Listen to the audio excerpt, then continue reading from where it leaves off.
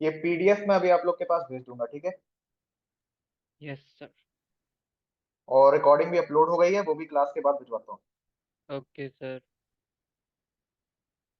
चला जा भाई।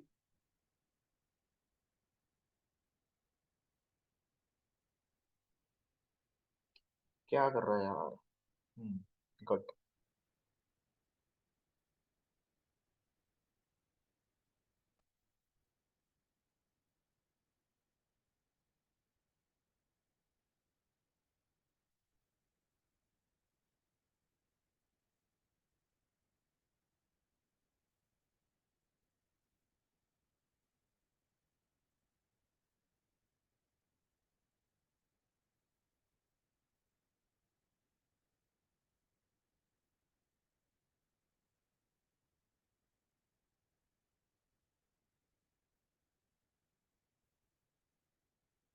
हाँ जी, स्क्रीन दिख रही है सभी को।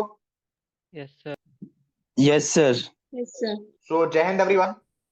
जैसा कि आप सबको पता है कि अपने इस कोर्स के अंदर हमने इकोनॉमिक्स की सीरीज स्टार्ट करी है। उस सीरीज के अंदर आज है हमारा लेक्चर नंबर 5। तो सबसे पहले मुझे ये बताइए कि लेक्चर नंबर 4 तक हमने जितना भी पढ़ा है, हर एक बच्चे का कंसेप्ट क्लियर है? Yes sir. जल्दी से। Yes sir. हाँ जी, बताइए। Any doubts? No sir. No sir. Clear है भाई सभी को सब कुछ? गौरव। Yes sir sir. मेरा एक डाउट है सर। गौरव बताइए। सर वही जो मैंने आपको कल सेंड किया था ना कि गवर्नमेंट स्पेंडिंग, कंज्यूमर स्पेंडिंग और गवर्नमेंट सब्सिडीज का जीडीपी, जीएनपी, एनडीपी, एनएनपी से क्या रिलेशन है? देखो ना, मैंने आपको सब्सिडी पढ़ाया, ठीक है। No consumer sir. Investment, consumer investment ये आपका जीडीपी के अंदर आता है या नहीं आता है, ये मैं आपको आगे बताऊंगा। और जो आपने तीसरा टर्म यूज किया, वो भी हम आगे की क्लासेस में डिस्कस करेंगे, ठीक है। ये डाउट कहाँ ओके से सर। आया, क्या मैं जान सकता हूँ? सर वो ऑप्शंस में था ना, मतलब गवर्नमेंट स्पेंडिंग्स और वो मतलब कंज्यूमर स्पेंडिंग्स, कुछ वो जीडीपी जीएनपी से रिलेटेड। गवर्नमेंट स्पेंडिंग तो यार सिंपल से है कि गवर्नमेंट कितना खर्चा कर रही है, ठीक या है। सर नहीं, एंड वो देखो, टर्म तो पता है, लेकिन जीडीपी और जीएनपी के जैसे आपने वो सवाल दिया था ना, which of the following is accurately hmm, match the concept of GDP और जीएनपी, उसमें ये ऑप्शंस में था। चलो ठीक है, मैं चेक कर लूंगा एक बार, no problem. Okay sir. Very good यार, आज क्लास की स्ट्रेंथ काफी कम है, क्या बात है। सर पूरे डिसिप्लिन का धजिया उड़ा दिया आपने। सर सो रहे होंगे सब। क्या धज्जियां उड़ाया भाई मैंने, हैं? सर मैं बता दे आज। बताऊं, मैं हाँ अपना बता दे बताता आज। हूँ, ठीक है। मैं बता दे। लास्ट 5 मंथ्स के बाद कल दूसरी बार मैंने लेट नाइट स्टडी किया, वरना नहीं की थी मैंने। भाई इसको डिसिप्लिन की धज्जियां उड़ाना नहीं कहते, इसको डिसिप्लिन बनाना कहते हैं। मैंने पहले ही बोला था क्लास सुबह तक चलेगी। Yes sir. क्लास छोड़ो, जो कंटेंट पढ़ाया ना, ये ऑनलाइन क्लास में अभी ये आपका सोशल मीडिया के ऊपर जाएगा, इसमें चैलेंज कर रहा हूँ। उस लेवल का कंटेंट अगर किसी ने यूट्यूब या पेड क्लासेस में भी दिया हो, तो बता देना, मैं पढ़ाना छोड़ दूंगा, ठीक है। नो सर, कंटेंट बहुत अच्छा था सर, इसलिए मतलब छोड़ने का मन नहीं किया क्लास, लेकिन मेरे को बीच में इतना नींद आ रहा था, करीबन 11 PM या 11:30 के करीब। हाँ तो चावल खा खा बैठोगे तो नींद नहीं आएगी। चलो अच्छा, आगे बढ़ते हैं। तो इसीलिए मैंने कल रात में चावल भी नहीं खाया था। हाँ वेरी गुड, रात में चावल नहीं खाना चाहिए। देखो अगर रात में आपको पढ़ाई करनी है, तो रात में चावल मत खाना।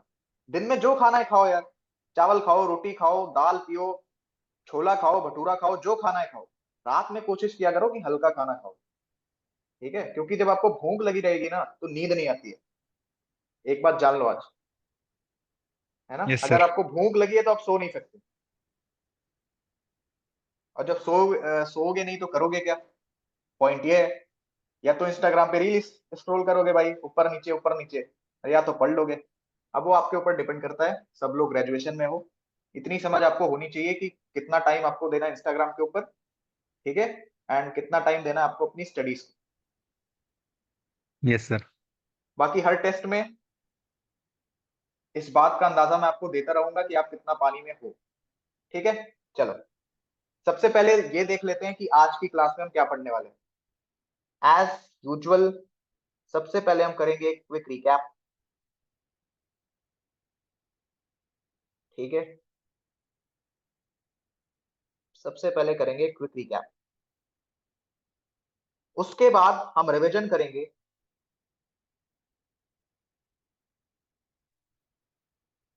Revision of concept of GDP and GNP. Because आज की जो आपकी क्लास है, ठीक है, उसमें जीडीपी एंड जीएनपी का बहुत बड़ा रोल रहेगा। एंड जिस भी बच्चे को जीडीपी, जीएनपी, एनएनपी, एनडीपी इसका कंसेप्ट नहीं क्लियर है, वो प्लीज इस बात की एक्सपेक्टेशन मत रखना कि आगे आपको इकोनॉमिक्स समझ में आएगी। ठीक है, दो क्लास मैंने लगाई है जीडीपी, जीएनपी और आपका एनएनपी एंड एनडीपी के ऊपर। कायदे से पढ़ाया है एक एक चीज। अगर कंसेप्ट नहीं क्लियर है, ये भ्रम अपने दिमाग से निकाल दो कि आगे की चीजें आप रिलेट कर पाओगे। ठीक है, एंड फिर टेस्ट में वही वाला हाल होगा कि सर पढ़ा तो सब कुछ था लेकिन क्वेश्चन कहां से आए ये पता ही नहीं चला। ठीक है, इसके बाद आज हम देखेंगे concept of price. Concept of price में भी जो मैंने आपको कंसेप्ट ऑफ प्रोडक्शन पढ़ाया था वो आपको पता होना चाहिए। ठीक है, उसके बाद हम देखेंगे कंसेप्ट ऑफ इनकम। ये आज हम देखेंगे इंडिविजुअल बेसिस पे। ठीक है, कंसेप्ट ऑफ इनकम। और सुनो, इसी बीच हम देखेंगे concept of GDP per capita. I know ये हो गया था, बट मैं वापस आपको एक बार ये चीज बताऊंगा। ठीक है, yes sir. GDP per capita, और इसी के बीच हम देखेंगे जो हमारा एक पॉइंट रह गया था जीडीपी के अंदर, that is P P P GDP. ठीक है भाई, क्लियर है सभी को? Yes sir. Sir. Yes sir. चलो सबसे पहले आ जाते हैं क्विक रिकैप के ऊपर। जो चीजें मैंने लिखी हैं आप लोग अपने मुंह का इस्तेमाल करेंगे। ठीक है, आवाज को निकालेंगे और इन चीजों को पढ़ेंगे। मुझे एक एक बंदे की आवाज सुनाई देनी चाहिए, जल्दी से। जीडीपी में जो प्रोडक्शन हुआ उस NDP प्रोडक्शन में जो भी net domestic price, GDP GDP में में जो जो प्रोडक्शन प्रोडक्शन हुआ हुआ उस प्रोडक्शन में जो भी डिफेक्ट निकला या डेप्रिसिएशन डेप्रिसिएशन उसी को हटा दीजिए। हटा दीजिए। NNP means net national product, GNP minus depreciation. Depreciation. चलो वेरी गुड, समझ में किसी का नहीं आया लेकिन फिर भी वेरी गुड। सर, ठीक है, हाँ can I ask something sir? पूछो, टॉपिक से हटके मत पूछना यार, नो नो, टॉपिक टॉपिक से से रिलेटेड रिलेटेड है जो पूछना है पूछो। सर। ये दो कॉन्सेप्ट ना मैंने अपने मतलब रिवाइज नोट में लिखे हुए थे, फिर भी उस दिन सवाल नहीं बने सर। देखो यार, वो सवाल इस तरीके के थे ना कि जिस बच्चे ने उस टेस्ट में 8 नंबर से ऊपर भी स्कोर कर लिया, वो ये समझना कि हाँ काफी हद तक आपका कंसेप्ट क्लियर है, आपको बस एक बार रिवीजन की जरूरत है।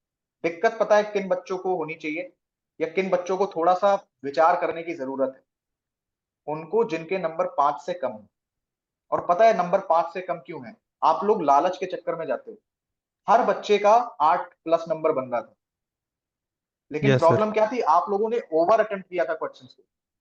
पहली ही क्लास के अंदर मैंने एक बात साफ बोली थी कि कोई भी टेस्ट हो, कोई भी पेपर हो, 4 से 5 सवाल ऐसे होते हैं जो आपको छोड़ देने हैं। 20 सवाल में से मैंने 3 सवाल ऐसे दिए थे जो किसी को हाथ नहीं लगाना था, लेकिन देख रहा हूं सब बच्चे ने उसको अटेम्प्ट किया हुआ है। सर जान सकता भाई है कौन सा अंधाधुंध सवाल था तुक्का वो? नहीं मारा जाता। ठीक है, अंधाधुंध तुक्का नहीं मारा जाता कि यार ABCD अक्कड़ बक्कड़ बम्बे बोर्ड 80 90 पूरे 100 मार दिया, चलो डी ऑप्शन सही हो जाएगा। यहाँ पे 20 क्वेश्चन थे, यूपीएससी में 120 होंगे, और वहां ऐसे 30 क्वेश्चन में आप तुक्का मार के आए ना तो आपका पूरा पेपर खराब हो जाएगा। ठीक है, यस सर। तो इन चीजों से बचिए, जितना आ रहा है उतना करो। अगर ये कंसेप्ट आपने यूज किया होता ना कि सर हमें इतना ही आ रहा है, इतना ही हम कर पाएंगे, तो आराम से हर एक बच्चा 10 नंबर के प्लस जाता। लेकिन कुछ लोगों को 0 भी मिला है, एक बच्चा माइनस में भी गया है इसी नेगेटिव मार्किंग के चक्कर में, उसके -2 नंबर है, मैं नाम नहीं लूंगा। तो यार इन सब चीजों से बचो, क्योंकि यहां तो ठीक है ना, जो पीडीएफ आएगा ना रोल नंबर वाला, उसमें अगर रोल नंबर नहीं मिला तो बहुत दुख होगा भाई। चलो फिलहाल के लिए वो सारी बातें छोड़ो, अभी आ जाओ एनडीपी पे। एनडीपी होता है सर नेट डोमेस्टिक प्रोडक्ट। ये क्या होता है सर, आपका जो जीडीपी है, ठीक है, उसमें जो भी आपका प्रोडक्शन हुआ, जीडीपी क्या होता है sir, gross domestic production. Gross मतलब टोटल, डोमेस्टिक मतलब आपकी टेरिटरी के अंदर, आपकी सीमा के अंदर, आपकी जो आपका जो देश है उसकी बाउंड्री के अंदर। एंड प्रोडक्शन मतलब या प्रोडक्ट मतलब जो भी चीजें आप प्रोड्यूस कर रहे हैं, ठीक है, जो भी आपका प्रोडक्शन हुआ उस प्रोडक्शन में जो भी डिफेक्ट निकला, जिसको हम डेप्रिसिएशन के नाम से भी जानते हैं, उसी को हटा दो, यानी कि उसी को पूरी तरीके से किनारे कर दो, तो आपको एनडीपी पता चल जाएगा, that is net domestic product. ठीक है, एनएनपी क्या होता है sir, NNP is your net national product. And क्या कहते हैं, अगर आपको एनएनपी निकालना है तो आपका जो जीएनपी है that is gross national product, उसमें से घटा दो डेप्रिसिएशन। ठीक है, उसके बाद मैंने आपको एक पॉइंट लिखवाया था कि GDP can be equal to GNP. कोई बच्चा मुझे इसके दोनों केसेस बता सकता है, एनीवन, जल्दी से? Yes sir, Yes, I sir. Can. हाँ चलो गौरव बताओ। सर ये 2 केसेस में हो सकते हैं। चलो पहला पहला के केस आप बताओ, दूसरा केस मुझे काजल बताएंगी। पहला केस आप बताओ।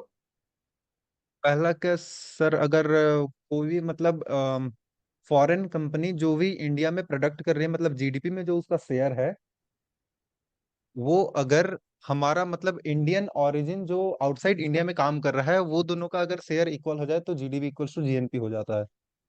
बिल्कुल सही। गौरव हमें क्या बताना चाह रहे हैं कि गौरव ने सबसे पहले हमें बताया कि इसका सर 2 केस है, एक तो पॉजिटिव है एक तो नेगेटिव है। ठीक है, आपका जो पॉजिटिव वाला केस है उसमें क्या होगा कि जो भी कंपनी बाहर की है और आपके एरिया में जितना भी प्रोडक्शन कर रही है, आपकी सीमा में जितना भी प्रोडक्शन कर रही है, उसकी वैल्यू अगर इक्वल टू हो जाए जो बंदे हमारे अब्रॉड कमा रहे हैं, यानी जो हमारे पास अब्रॉड इनकम आ रही है। ठीक है, ये तो हो गया आपका पॉजिटिव केस। काजल मुझे इसका नेगेटिव केस बताइए। सर नेगेटिव केस में कोई भी वर्कर मतलब किसी भी कंट्री के वर्कर कहीं बाहर नहीं जा रहे हैं फॉर मतलब वर्क के लिए, और साथ ही साथ कोई और कंपनी उस कंट्री में आ भी नहीं है काम करने के लिए, मतलब जो उनका बिल्कुल ट्रेड है सही, बेसिकली। बिल्कुल सही काजल। तो काजल ने हमें क्या बताया कि सर अगर कोई भी ऐसी कंट्री हो जहां पर ना ही कोई बंदा बाहर से कंपनी डालने आ रहा है ना, और ना ही उस पर्टिकुलर देश का कोई बंदा बाहर जा रहा है, ठीक है, उस केस में भी सर आपकी GDP is equal to GNP हो जाता है। क्या कोई भी बच्चा मुझे इसका एक एग्जांपल दे सकता है जो मैंने क्लास में लिखवाया था? नॉर्थ सर मैं कोरिया। नॉर्थ कोरिया, बिल्कुल सही है ना। चलो शशांक मुझे एक बात बताना, Shashank can you hear me?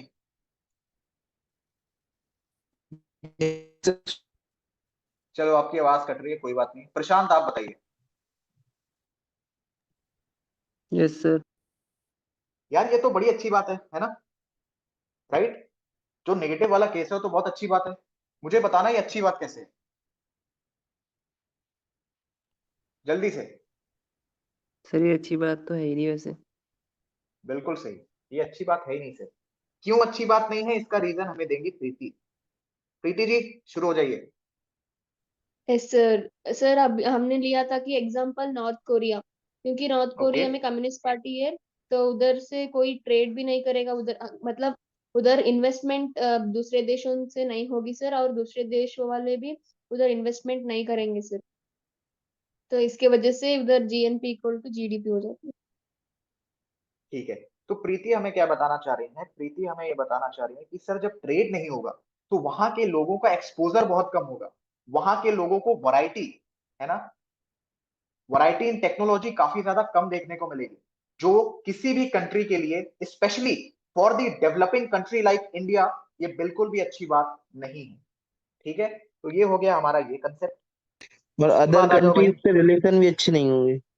बिल्कुल सही, अदर कंट्रीज से आपको रिलेशन बनाने में भी दिक्कत होगी। बिकॉज जैसा कि शशांक ने कहा कि जब भी, वो हमें क्या समझाना चाह रहा है कि सर जब भी ट्रेड होती है ना, तो दो कंट्रीज के बीच में एक म्यूचुअल कोऑपरेशन होता है ना, आपसी सहयोग होता है, दोनों की सहमति से ही ट्रेड होती है। तो वहां पे कहीं ना कहीं हमें अपने रिलेशन किसी कंट्री के साथ बेहतर करने में भी मदद मिलती है। ठीक है, चलो अब आ जाते हैं सर नॉमिनल जीडीपी पे। नॉमिनल जीडीपी मैंने आपको पूरा फ्लो चार्ट से समझाया था। आई होप हर एक बच्चे को फ्लो चार्ट याद है। नहीं याद है तो अपनी नोट्स खोलो और देखो। सर जीडीपी इसमें बढ़ रही है even if the production is decreasing, और ये आप हमेशा निकालते हो करेंट ईयर का। So this is the concept of nominal GDP. Real GDP में कुछ नहीं होता सर। रियल जीडीपी में हम बस प्राइस को फिक्स कर देते हैं। कोई बच्चा मुझे बता सकता है कि ये जो प्राइस हम लेते हैं उसका बेस ईयर क्या है? ये भी सर मैंने आपको लिखवाया हुआ है। 2011 2012। बिल्कुल सही, 2011-12 से। 2011-12। ठीक है, ये हम लेते हैं base year, right. Sir GDP पर सर कैपिटा, जी बताइए। सर मतलब ये बेस ईयर सेंसस के बाद ही लेना होता है क्या? नहीं देखो, इससे सेंसस का कोई रोल नहीं है। ये बेसिकली बेस ईयर किसी ऐसे ईयर को लिया जाता है जिस ईयर में ना ही तो महंगाई बहुत ज्यादा थी, ना ही तो महंगाई बहुत कम थी, है ना, जहां पे प्राइस आपके बराबर थे। समझ रहे हो? Like sir affordable for all citizens of the country. हाँ, अफोर्डेबल फॉर ऑल सिटीजन, तो उसी को बेस ईयर कंसीडर किया जाता है। ठीक है। Okay sir. GDP per capita क्या था सर? जीडीपी पर कैपिटा था टोटल जीडीपी अपॉन पॉपुलेशन। चलो कोई बच्चा मुझे बता सकता है ये जो टोटल जीडीपी है इसमें हम कौन सी जीडीपी निकालते हैं? बताओ, थोड़ा सा सोच के बताना, जल्दी से। क्वेश्चन सर रिपीट न- सर एक सवाल बार। समझ नहीं आया, क्या पूछे? जो टोटल जीडीपी है, यहाँ जो मैंने वर्ड यूज किया जीडीपी, इसमें हम कौन सी वाली जीडीपी निकालते हैं? सर बताइए। नॉमिनल। Nominal GDP. किसने बताया आपको ये नॉमिनल जीडीपी? और क्या सोच के आंसर दिया नॉमिनल जीडीपी? कुछ तो आया होगा दिमाग में। यस सर, क्योंकि वो करेंट ईयर पे निकालेंगे ना। यार जीडीपी तो आप करंट ईयर पे ही निकालोगे, वो तो फिक्स है। रियल जीडीपी में डिफरेंस क्या है? रियल जीडीपी में बस मैंने प्राइस को फिक्स कर दिया, दैट्स इट। प्राइस का ईयर फिक्स है, जीडीपी निकालने का ईयर फिक्स नहीं है।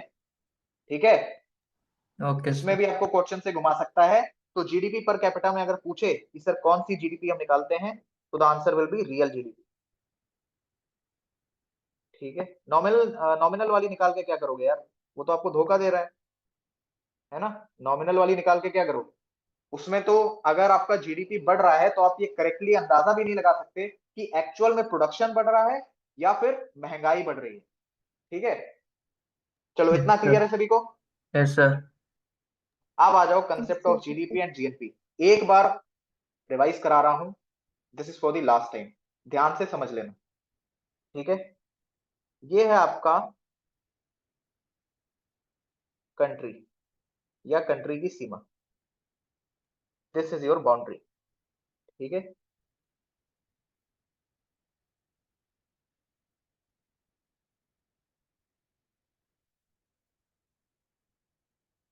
राइट। एक कंपनी में लेता हूं, चलो इंडिया की कोई कंपनी बताओ राहुल। सर रिलायंस। रियलाइंस, चलो ठीक है। वेट यार, ये डब्बा ना अच्छा सा बनाते हैं, है ना।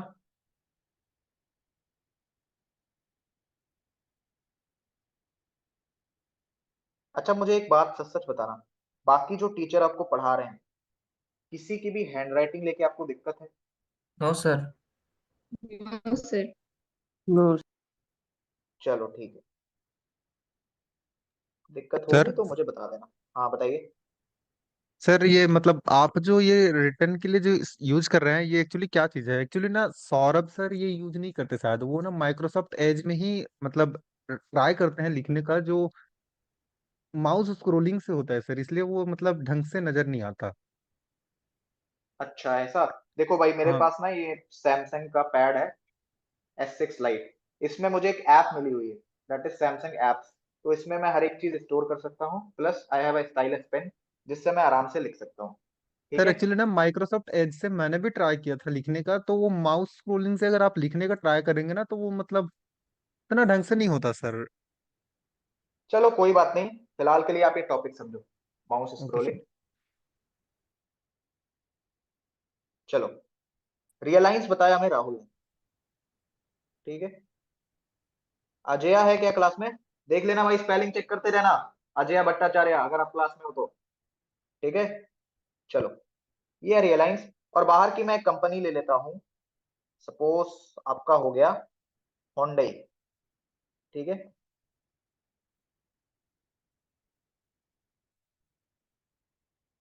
रियलाइंस ने सर हमें कमा के दिया ₹500। ठीक है, just for example, this is just an example. Hyundai ने सर हमें कमा के दिया ₹200। यानी कि हुंडई ने हमारी कंट्री के अंदर कितना प्रोडक्शन किया सर? ₹200 का। हुंडई कंपनी कहाँ की है? South Korea.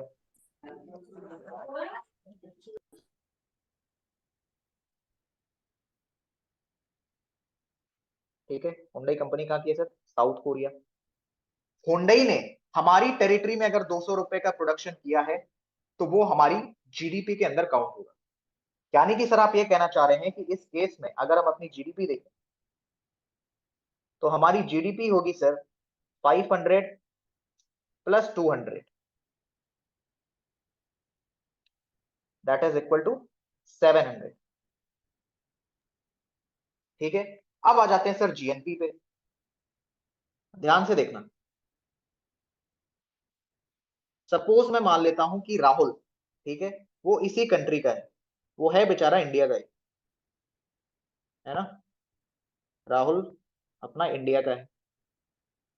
राहुल चला गया पैसे कमाने के लिए दुबई।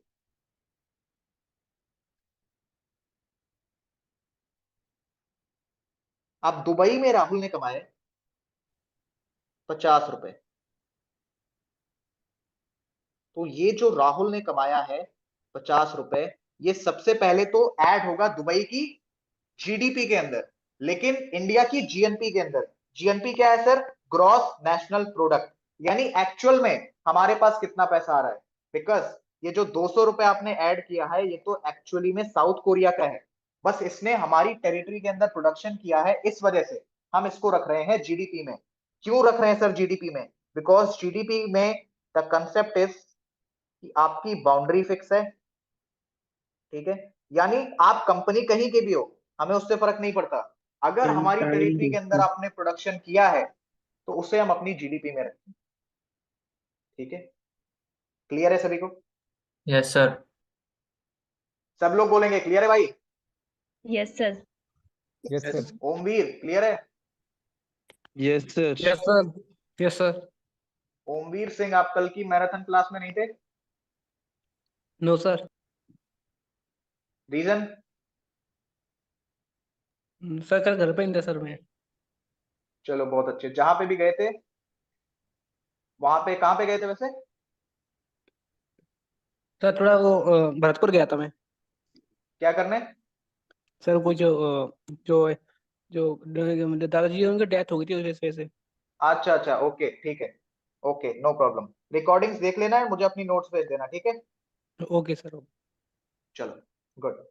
जीएनपी, अब सर जीएनपी क्या है? Gross national product. यानी एक्चुअल में हमारे देश में कितना पैसा हमें मिल रहा है, हमारी कंट्री को मिल रहा है। तो ये ₹50 जो राहुल ने भेजे, ठीक है, और रियलायंस ने जो प्रोडक्शन किया, क्योंकि रियलायंस भारत की कंपनी है, भारत की टेरिटरी के अंदर सर उसने प्रोडक्शन किया ₹500 का, प्लस में राहुल ने जो ₹50 कमाए, वो ऐड होगा हमारी जीएनपी में। तो जीएनपी आ जाएगी सर ₹550। सभी को जीडीपी और जीएनपी का कंसेप्ट क्लियर है? Yes sir. Yes yes sir. Sir. Yes sir. तीसरी बार पढ़ा रहा हूं, एंड दूसरी बार क्वेश्चन आपको दूंगा सेम टॉपिक के ऊपर सैटरडे वाले टेस्ट में। ठीक है, यस सर। याद रखना। चलो, सर अब आ जाते हैं सर। हाँ भाई। तो सर ये जो hyundai कंपनी थी साउथ कोरिया की, वो ऐड नहीं होगा जीएनपी में? क्योंकि सर वो भी तो इंडिया के बाउंड्री के अंदर ही प्रोडक्शन कर रही है ना। नो नो नो नो मेरे दोस्त, ध्यान से समझो। जीएनपी वो पैसा होता है जो एक्चुअली में आपकी कंट्री को मिल रहा है, ठीक है। जो उस कंट्री के लिए यूज हो सके सर। हाँ, बेसिकली जो कंट्री के लिए यूज हो सके। ये जो 200 रुपए है ना, ये तो यार साउथ कोरिया भेज देगा अपने यहाँ पे। ये साउथ ओके कोरिया सर। की जीएनपी के अंदर ऐड होगा। ये जो 200 रुपए है, ये साउथ कोरिया की जीएनपी के अंदर ऐड होगा, ठीक है। जीएनपी जो आपकी इंडिया की होगी, उसमें सिर्फ और सिर्फ इंडिया की कंपनी प्लस अब्रॉड इनकम, ये ऐड होता है, ठीक है। Okay sir. क्लियर है अभी? Yes sir. Yes sir. चलो, अब आ जाते हैं सर कंसेप्ट ऑफ पीपीपी के ऊपर। सर ये पीपीपी क्या होता है? उस दिन मैंने आपको इसका फुल फॉर्म बताया था। कोई भी बच्चा क्या उसका फुल फॉर्म मुझे बता सकता है? Sir purchasing power parity. Public private पर पार्टनरशिप। कौन है भाई ये पब्लिक प्राइवेट पार्टनरशिप? कौन है जल्दी से नाम बता दो। मैं सर। कौन? मैं कौन? शशांक सर। शशांक सर। प्रभु तेरे टेस्ट में 12 नंबर कैसे आ गए? आज फोन करता हूं आपके पास पर्सनली, ठीक है। और ओके सर। जितने क्वेश्चन गलत होंगे, एक क्वेश्चन गलत होने पे 3 नंबर काटूंगा। ठीक है सर। मेरे दोस्त, PPP means purchasing power parity. यहां मैं वो पब्लिक प्राइवेट पार्टनरशिप वाली बात नहीं कर रहा हूं, है ना। आप फिर उसमें जा रहे हो जो ओनरशिप है, ठीक है। ओनरशिप के यस अंदर सर। हमने इन चीजों को क्लासिफाई किया था कि सर एक प्राइवेट होता है, एक आपका गवर्नमेंट होता है, एक सर पीपीपी होता है, जो किसी भी डेवलपिंग कंट्री के लिए बहुत ज्यादा इंपॉर्टेंट है, that is private public partnership. और चौथा पॉइंट क्या, मुझे कोई भी लड़का बता सकता है? देखता हूं कितना रिवीजन कर रहे हो आप लोग। हाँ जी, सर चौथा point, operations. Cooperate. Cooperate. Cooperate, cooperative sector, yes sir. ठीक है। कोऑपरेटिव सेक्टर, कोऑपरेशन नहीं। इसमें क्या करती है गवर्नमेंट बेसिकली, जल्दी से बताइए। नॉलेज प्रोवाइड करवाती है। नॉलेज प्रोवाइड करती है। एग्जाम्पल? और support. Sir Amul. Amul dairy. Amul Amul. Dairy. Yes Amul sir. Dairy, very good. चलो, अब आ जाओ सर कंसेप्ट ऑफ पीपीपी के ऊपर। इससे पहले थोड़ा सा हम सिनेरियो देखते हैं, 1991 वाला। चलो, कोई बच्चा मुझे बता सकता है कि राजीव गांधी जी की हत्या कब हुई थी? एनीवन?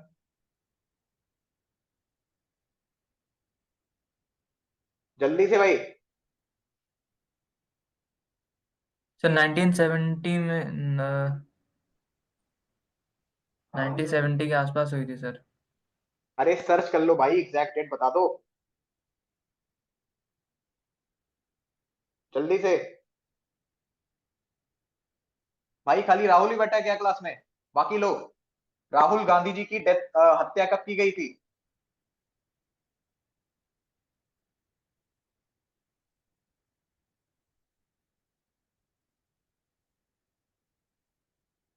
ऑपरेशन मेघदूत का नाम सुना आपने? Yes sir.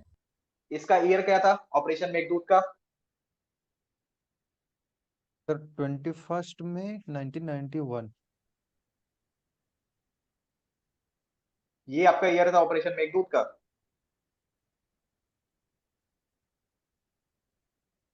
Sir Rajiv Gandhi का असासिनेशन। अच्छा, ओके, ठीक है। 101% श्योर हो? चेक कर लो एक बार फिर से।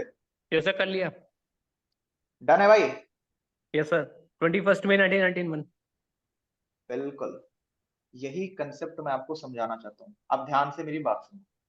1991 के अंदर जब हमारे प्राइम मिनिस्टर साहब को एक्सिक्यूट किया गया, जब उनकी हत्या करी गई, तो देश बहुत ही ज्यादा अनस्टेबल हो गया, ठीक है। देश जो है वो बहुत ही ज्यादा आपका अनस्टेबल हो गया। और इतनी बुरी तरीके से अनस्टेबल हुआ क्योंकि हमें देखो आजाद हुए बहुत ज्यादा टाइम नहीं हुआ था, ठीक है। हमें आजादी मिली भाई 1947 के अंदर, एंड 1947 के बाद हाँ, कोई डाउट भाई? चलो, 1947 जैसे ही हमारी क्या कहते हैं, हमें आजादी मिली, उसी टाइम पे कश्मीर पे हमला हो गया। ठीक है, हमारी उसी टाइम पे पाकिस्तान के साथ एक लड़ाई हुई। उसके बाद 1962 के अंदर हमारी वॉर हो गई चाइना से। 1965 के अंदर सर एक बार फिर वॉर हो गई पाकिस्तान से। 1990 आपका 71 के अंदर एक बार फिर वॉर हो गई आपके पाकिस्तान से। तो बेसिकली देश को आजाद हुए ठीक तरीके से 50 साल भी नहीं हुए थे, और देश ने 4 बड़ी वॉर देख ली थी। ठीक है, देश ने 4 बड़ी वॉर देख ली थी। 1971, 1984 जहां तक मुझे याद आ रहा है, ऑपरेशन मेघदूत, सियाचिन वाला। Yes sir. ठीक है, 1984, 1981 के अंदर मैंने आपको एक चीज बताई थी कि रशिया चाहता था कि इंडिया पाकिस्तान के बीच में युद्ध हो जाए, दैट इज ऑपरेशन तोरखम। उसके बारे में हम डिटेल से बात करेंगे किसी और क्लास में। कंसेप्ट क्या है सर कि 1991 के अंदर जब ये चीज हुई अचानक से, पूरे देश में मच गया हड़कंप। देश के हालात बिल्कुल भी सही नहीं थे, जिसकी वजह से देश को बहुत ज्यादा इकोनॉमिक लॉस हुआ। ठीक है, पैसे से भी देश को बहुत ज्यादा लॉस हुआ, बिकॉज इंडिया उस टाइम पे सबसे ज्यादा फोकस था एग्रीकल्चर सेक्टर पे। हमारी टेक्नोलॉजी इतनी अच्छी नहीं थी कि हम चीजों को एक्सपोर्ट कर सकें, और जब हम चीजों को एक्सपोर्ट नहीं करते थे तो हमारी इकोनॉमी जो है वो काफी ज्यादा रिजिड हो गई, है ना, कठोर हो गई। समझ रहे हो आप? Yes sir. Yes sir. ठीक है, इससे हुआ क्या कि 1991 में एक समय ऐसा आया जब हमारे देश के पास सिर्फ और सिर्फ 15 दिन का पैसा बचा था।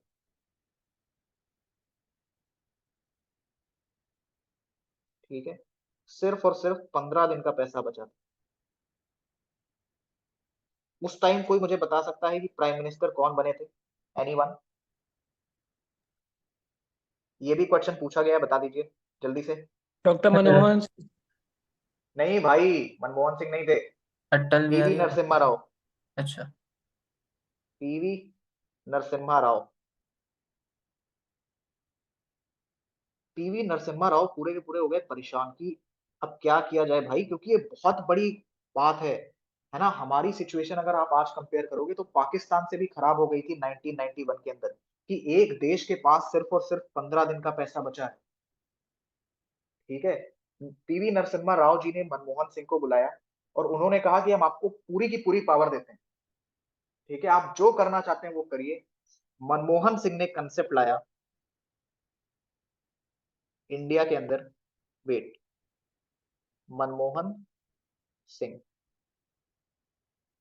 इन्होंने कंसेप्ट लेके आया सर, प्राइवेटाइजेशन,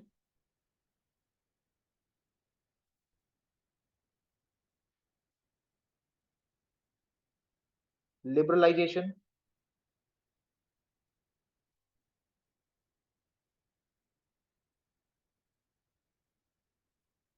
एंड ग्लोबलाइजेशन का।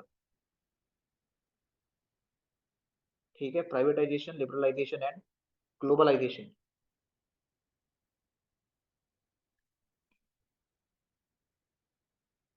सबसे पहले उन्होंने फोकस किया सर डेवलपमेंट के ऊपर। डेवलपमेंट में उन्होंने प्राइवेट कंपनियों के हाथ में कमान देना शुरू करी। अब प्राइवेट कंपनियों के हाथ में जिम्मेदारी क्या आ गई कि हमें अगर अपनी छवि को बनाए रखना है तो हमें डेवलपमेंट करना पड़ेगा, एक अच्छे पेस के साथ करना पड़ेगा। लिबरलाइजेशन, जितनी भी बाहर की कंपनियां थी उनको बुलाया कि आप आइए और इंडिया में अपनी कंपनी लगाइए। ठीक है, यहाँ ताकि हमारे लोगों को भी काम मिले एंड आपको भी, क्योंकि इंडिया में अच्छी खासी पॉपुलेशन है, आपको भी मार्केट का एक्सपोजर मिलेगा।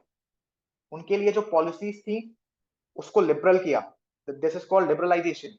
ठीक है, जो हमारी इकोनॉमी बहुत ज्यादा रिजिड हो चुकी थी उसको बेसिकली सॉफ्ट किया फॉरेन मार्केट्स के लिए, फॉरेन इन्वेस्टमेंट के लिए। ठीक है, एंड ग्लोबलाइजेशन, कि अब सामान इंडिया से भी बाहर जाएगा। ठीक है, वो टाइम था जब हमारे देश के पास सिर्फ और सिर्फ 15 दिन का पैसा बचा था, और आज का टाइम है पीपीपी के मामले में हमारा देश, पीपीपी के मामले में हमारा देश तीसरे नंबर पे। ठीक है, 11 ट्रिलियन डॉलर की इकोनॉमी है हमारी।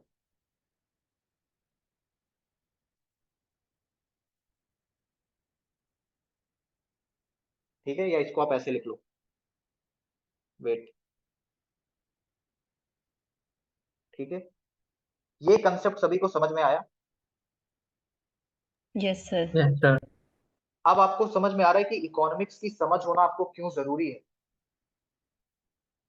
Yes sir. अगर जस्ट अज्यूम करो कि देश में मनमोहन सिंह जैसा इंटेलेक्चुअल व्यक्ति ना होता उस टाइम पे, तो हमारे देश का क्या हाल होता।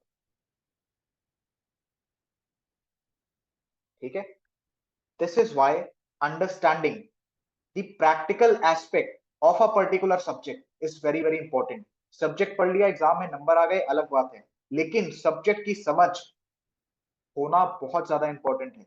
कल को जब आपसे कोई पूछे कि बताओ जीडीपी क्या होता है, तो उसको प्रॉपर ऐसा बॉक्स बना के बताना कि दोबारा वो कभी भूल ना सके, क्योंकि डेफिनेशन बताने वाले बहुत बैठे हैं। ठीक है, चलो। अब सर पीपीपी क्या होता है? पीपीपी का फुल फॉर्म है, देख ले भाई, public private partnership, purchasing power parity.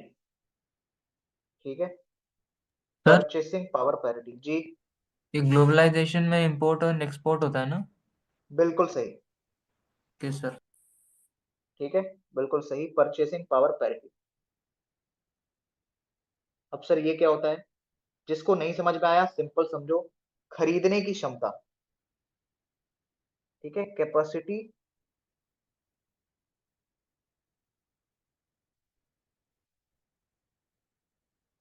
To bye.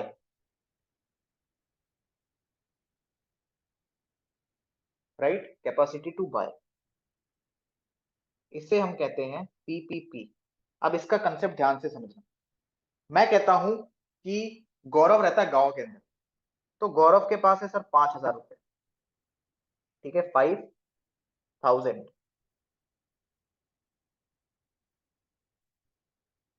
ठीक है, गौरव के पास है 5,000 रुपए, और गौरव रहता है विलेज में। यानी सर आप ये कहना चाहते हैं कि पहली कंडीशन में हमारे पास पिक्चर के अंदर है विलेज। ठीक है,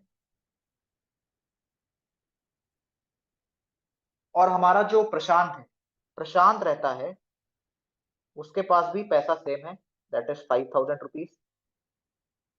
लेकिन प्रशांत आपका रहता है कहाँ पे? प्रशांत रहता है सर सिटी में, या मैं यहाँ पे लिख देता हूँ मुंबई में। ठीक है, अब गौरव का क्या कहना है कि गौरव, ठीक है सर, मुझे ना एक विलेज में किराए पर घर चाहिए। तो मुझे एक बात बताओ, और सेम चीज आपका कहता है प्रशांत कि मुझे भी सर किराए पर एक घर चाहिए। तो मुंबई में घर खरीदना आसान है, 5,000 रुपए में घर खरीदना नहीं, घर किराए पे। ठीक है, मुंबई में घर क्या आपको मिल जाएगा 5,000 रुपए किराए में? No sir. No no sir. Sir. No sir. लेकिन सेम पैसे में विलेज में तो आपको घर मिल जा रहा है यार किराए पे 5,000 रुपए में। ठीक है, इसका मतलब कि सर आप ये कहना चाहते हैं कि इट डजेंट मैटर कि आपके पास पैसा सेम है, ये डिपेंड करता है कि आप किस जगह पर रहते हो। अगर मैं आपको कह दूं कि 1,00,000 रुपए लेकर आपको मुंबई के अंदर रहना है, आप कह दोगे सर हाँ मैं रह लूंगा 1,00,000 रुपए। लेकिन सेम 1,00,000 रुपए पे मैं आपको न्यूयॉर्क भेज दूं, आप कहोगे नहीं सर कुछ नहीं हो पाएगा न्यूयॉर्क में तो। ठीक है, इसका मतलब कि सर अगर आपसे कोई पूछे कि परचेजिंग पावर पैरिटी, इसका फॉर्मूला क्या होता है, तो सिंपल से समझो, कॉस्ट ऑफ गुड्स। सपोज आपने कोई मटेरियल खरीदा, ठीक है, कॉस्ट ऑफ गुड्स, कोई भी मटेरियल खरीदा, मैं उसको मान लेता हूं एक्स। पेंसिल खरीदी, पेन खरीदा, घर ले लिया, कुछ भी कर लिया, गाड़ी ले लिया, समोसा खा लिया, जो भी किया, cost of good x in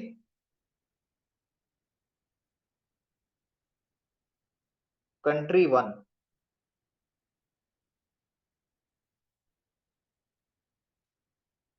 country one आपकी कंट्री है, ठीक है, यहां पर मैं लिख देता हूं ओन, डिवाइड बाय वेट। अच्छे से लिखते हैं इसको, क्या बात है, कॉस्ट ऑफ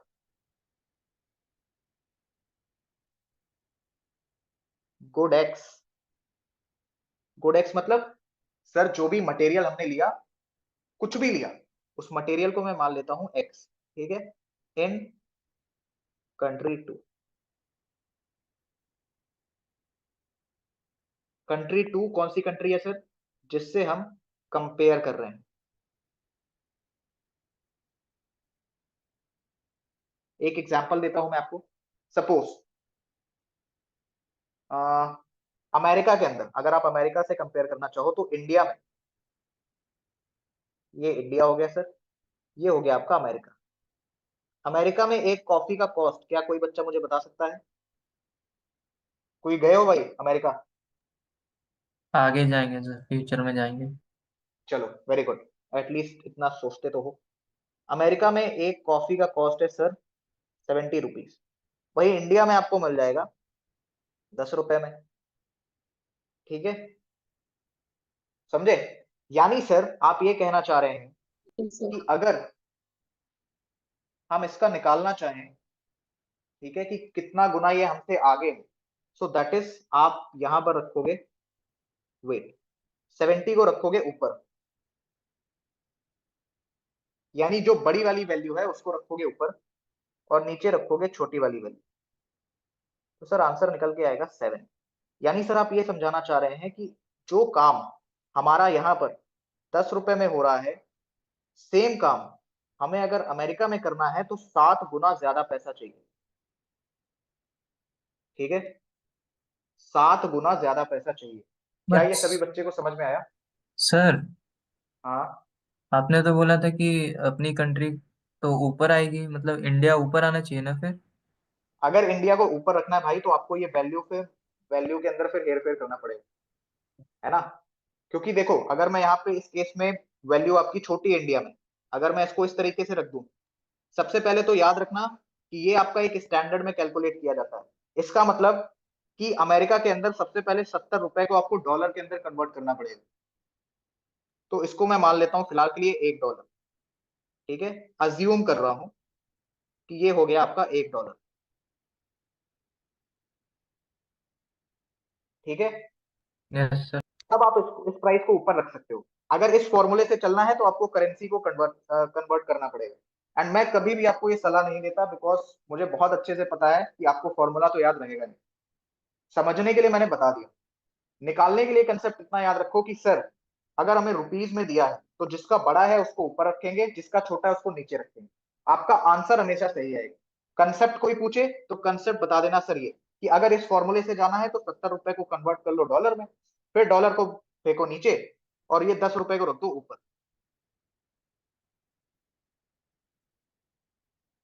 समझ गए? Yes sir. क्लियर है भाई? Yes sir.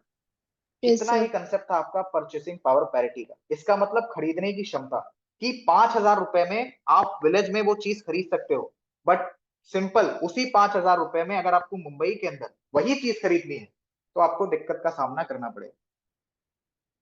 ठीक है, एंड ये मैं आपको फिर बता दे रहा हूं, ये आपका वर्ल्ड बैंक निकालता है ये हर एक डेटा को कंपेयर करके। तो इंडिया का जो स्टैंडर्ड पीपीपी है जिससे हम डिवाइड करते हैं वो है सर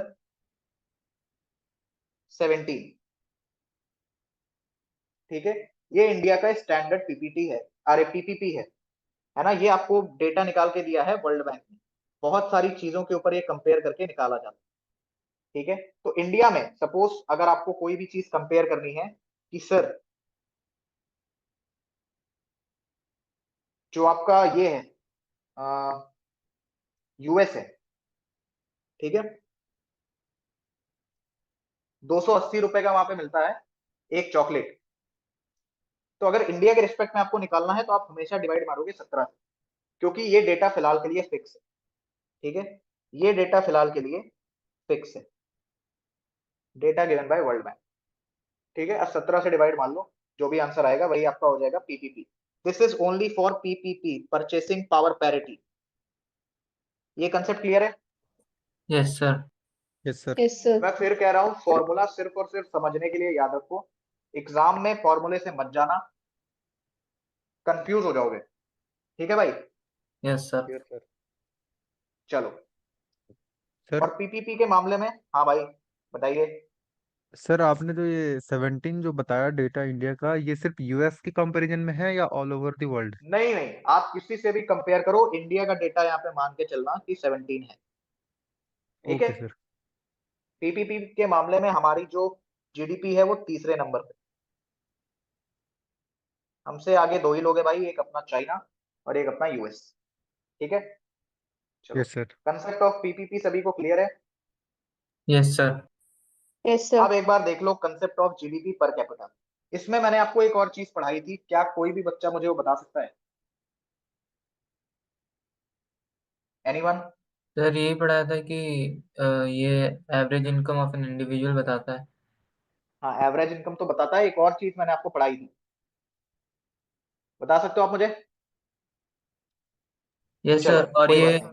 सर, हाँ, और ये सर नॉन मॉनेटरी फैक्टर्स को इंक्लूड नहीं करता, नॉन मटेरियल इसी फैक्टर्स। के अंदर आपको मैंने एक टॉपिक पढ़ाया था, वो याद है कि नहीं याद है?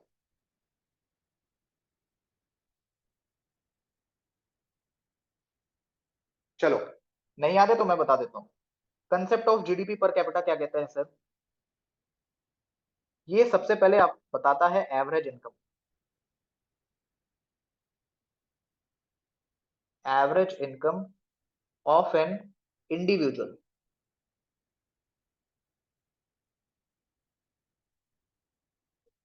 ठीक है, इन अ कंट्री। क्लास अगर 3 बजे तक चली तो आप लोग को कोई दिक्कत तो नहीं है? No sir. नो ठीक है, सर। देखो भाई, क्लास की टाइमिंग तो ना नियमतः 1 घंटे होनी चाहिए, लेकिन फिर मैं आपको वही बात कह रहा हूँ कि मेरा एक सिंपल सा, आप कह सकते हो, उसूल है कि अगर मैंने आपसे 3500 रुपए लिए हैं तो मेरी पूरी कोशिश रहेगी कि आपको 35,000 रुपए का काम करके दिया जाए। ठीक है। तो एक बार यहाँ से अगर आपने इकोनॉमिक्स पढ़ ली, एक बार मुझसे जीएस पढ़ ली, जिंदगी में दोबारा जीएस पढ़ने की जरूरत नहीं पड़ेगी। हाँ, रिवीजन करते रहना, अब ऐसा नहीं कि अपने आप को एल्बर्ट आइंस्टाइन समझो कि आप एक बार पढ़ लिया तो याद ही रहेगा। ठीक है। चलो, average income of an individual in a country, इसको हम कहते हैं जीडीपी पर कैपिटा। ये बेसिकली सर हमें एवरेज बताता है, एग्जैक्ट इनकम नहीं बताता। इसका फॉर्मूला किसी बच्चे को याद है? मैंने क्या लिखवाया था? Anyone? Sir total yes sir. GDP upon total जी population. Total total total GDP GDP GDP upon divide total by total population. Population.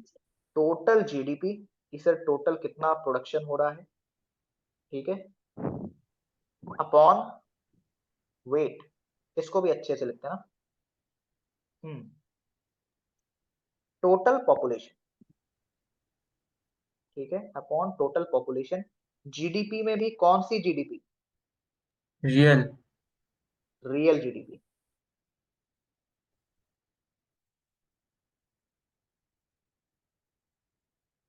ठीक है, रियल जीडीपी। डन है ये सभी को? Yes sir. अब इसी के अंदर मैंने आपको एक कंसेप्ट पढ़ाया था, दैट इज जीडीपी डिफ्लेटर। याद आया? Yes sir. यस भूल सर। गए? Yes sir. GDP deflator, formula क्या था सर इसका? तो nominal GDP nominal upon divided real bye GDP real 100। 100। बिल्कुल सही, नॉमिनल को रखेंगे ऊपर। अच्छा, नॉमिनल को ऊपर क्यों रख रहे हैं, कोई बता सकता है? सर क्योंकि वो करंट प्राइस, मतलब करंट। करंट पे कैलकुलेट होता है, और जो रियल होता है वो उसका फिक्स होता है, करंट और मतलब भाई, प्राइस। रियल जीडीपी में सिर्फ और सिर्फ प्राइस फिक्स होता है, नॉमिनल ऊपर इसलिए होता है बिकॉज नॉमिनल हमेशा बड़ा होगा रियल से। ठीक है। Yes sir. Yes sir.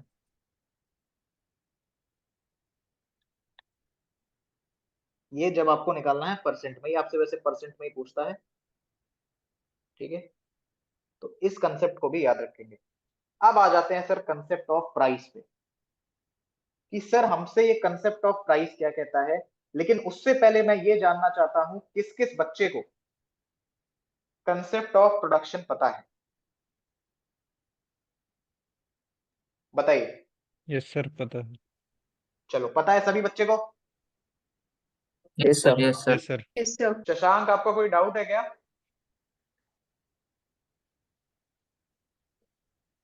जो भी डाउट है चैट बॉक्स में टाइप कर दो यार। ठीक है। सर चलो, वो बहुत टाइम से रेज्ड है उनका हैंड।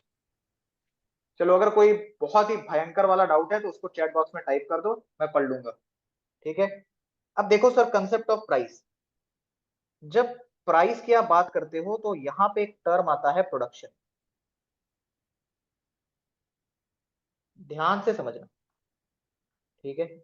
जब आप वर्ड यूज करते हो प्रोडक्शन तो यहां पे सर टर्म आता है जीडीपी, ठीक है। टर्म आता है सर जीडीपी और टर्म आता है सर जीएनपी। जब जीडीपी में से आप डेप्रिसिएशन को घटा देते हो तो सर आपको मिल जाता है एनडीपी, और जब जीएनपी में से आप डेप्रिसिएशन को घटा देते हो तो आपको मिल जाता है एनएनपी। भाई माइक ऑफ कर लो, कौन है ये XYZ? Yes sir.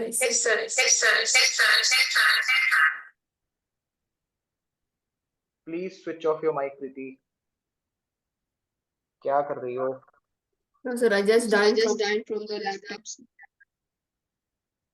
लैपटॉप से ज्वाइन किया तो बगल में अगर कोई और डिवाइस है तो उसकी आवाज एकदम कम कर लो, आवाज इको नहीं करेगी फिर, यस सर। ठीक है। चलो, तो ये हो गया सर। अब ध्यान से समझना, जो भी चीज यहाँ पे मैं पढ़ाऊंगा वो जीडीपी और जीएनपी के आसपास ही घूमेगी, ठीक है। चलो, अब आ जाते हैं सर प्रोडक्शन के ऊपर, ठीक है। प्रोडक्शन के लिए, किसी भी चीज की प्रोडक्शन के लिए 4 बेसिक थिंग्स क्या है बताइए? Land, labour, capital, owner. मैं यहाँ पे फिर से वाला डायग्राम बना दे रहा हूँ, ठीक है। चलो सर, 4 चीजें ना इसके लिए बहुत ही ज्यादा इंपॉर्टेंट है प्रोडक्शन के लिए। पहला है सर, हमें चाहिए capital, that is cap. Capital क्या होता है सर? कैपिटल होती है sir initial investment to start any business. Initial investment to start any business, ठीक है। कैपिटल चाहिए सर। दूसरा हमें क्या चाहिए सर? लैंड चाहिए, ठीक है, लैंड हमें चाहिए। तीसरा हमें क्या चाहिए? तीसरा सर हमें चाहिए लेबर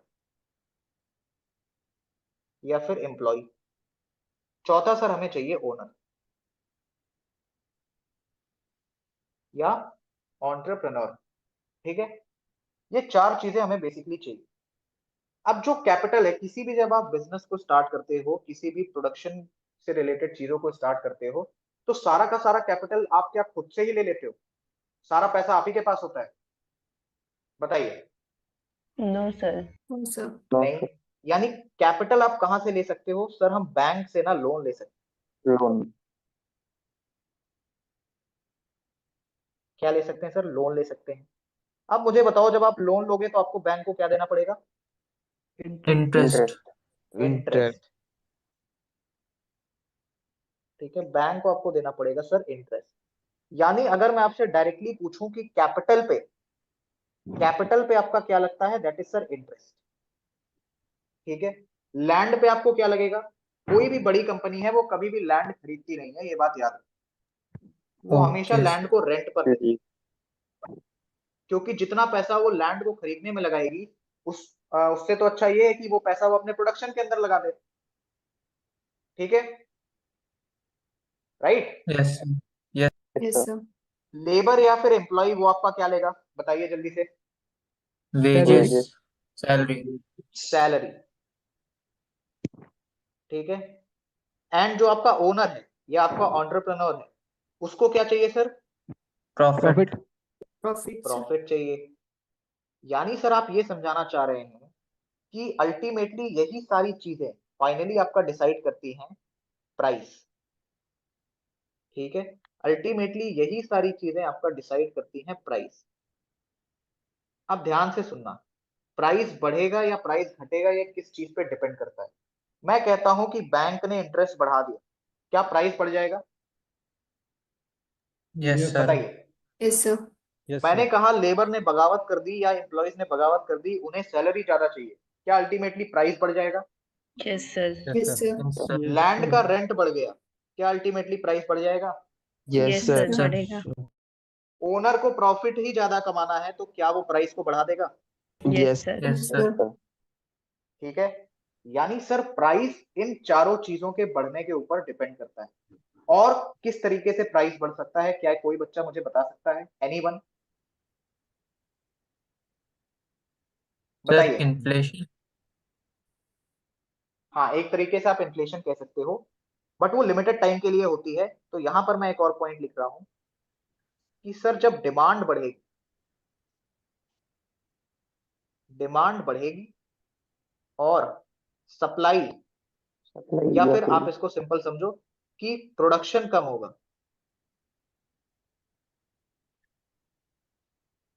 प्रोडक्शन कम होगा, ठीक है,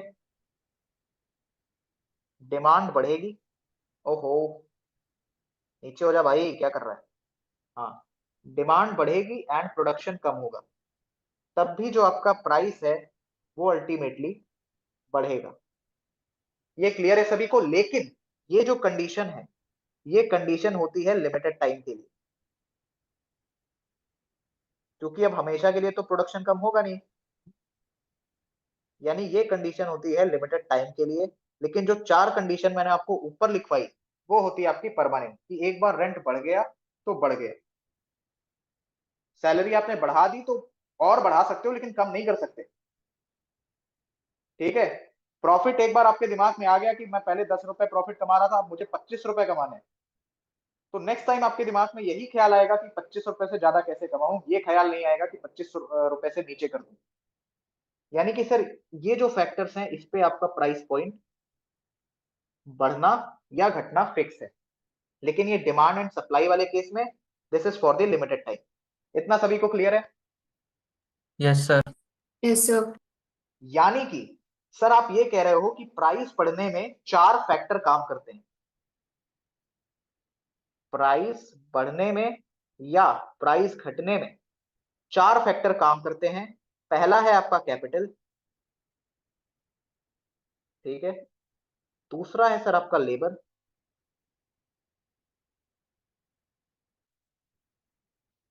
तीसरा है सर आपका लैंड, एंड चौथा है आपका ओनर। ओनर। क्या मैं इसे फैक्टर का नाम दे सकता हूं?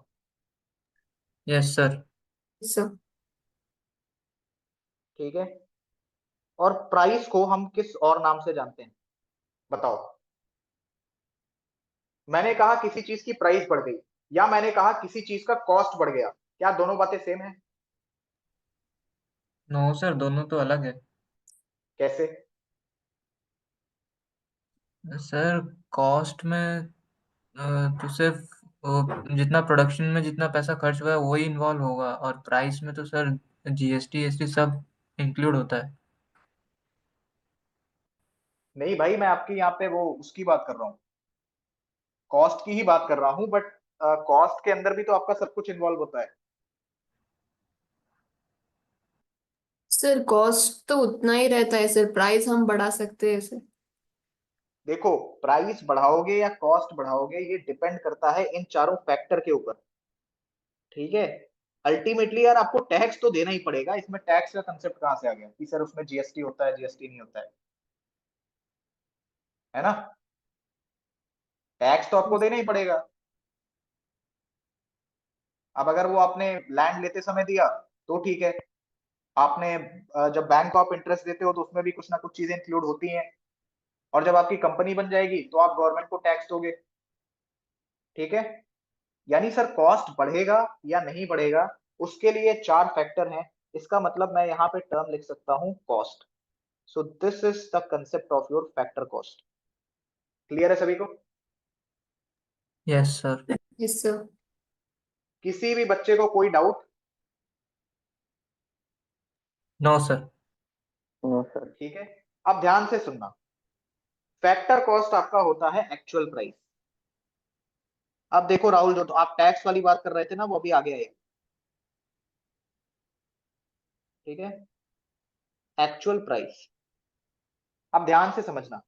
सर प्राइस दो और तरीके से भी बढ़ सकता है। एक है अगर टैक्स बढ़ जाए। चलो एक बात मुझे बताओ, अभी सरकार ने एजुकेशन पे 18% आपका टैक्स लगा रखा है, ठीक है।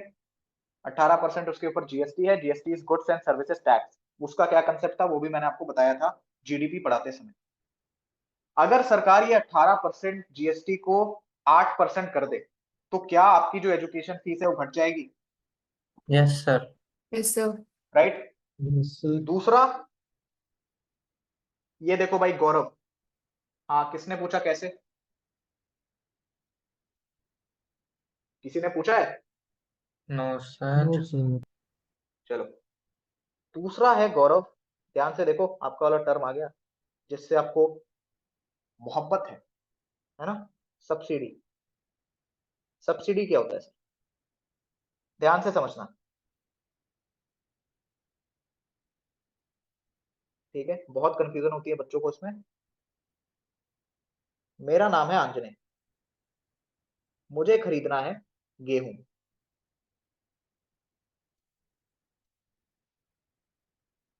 ठीक है, वो मुझे मिलेगा सपोज ₹100 का।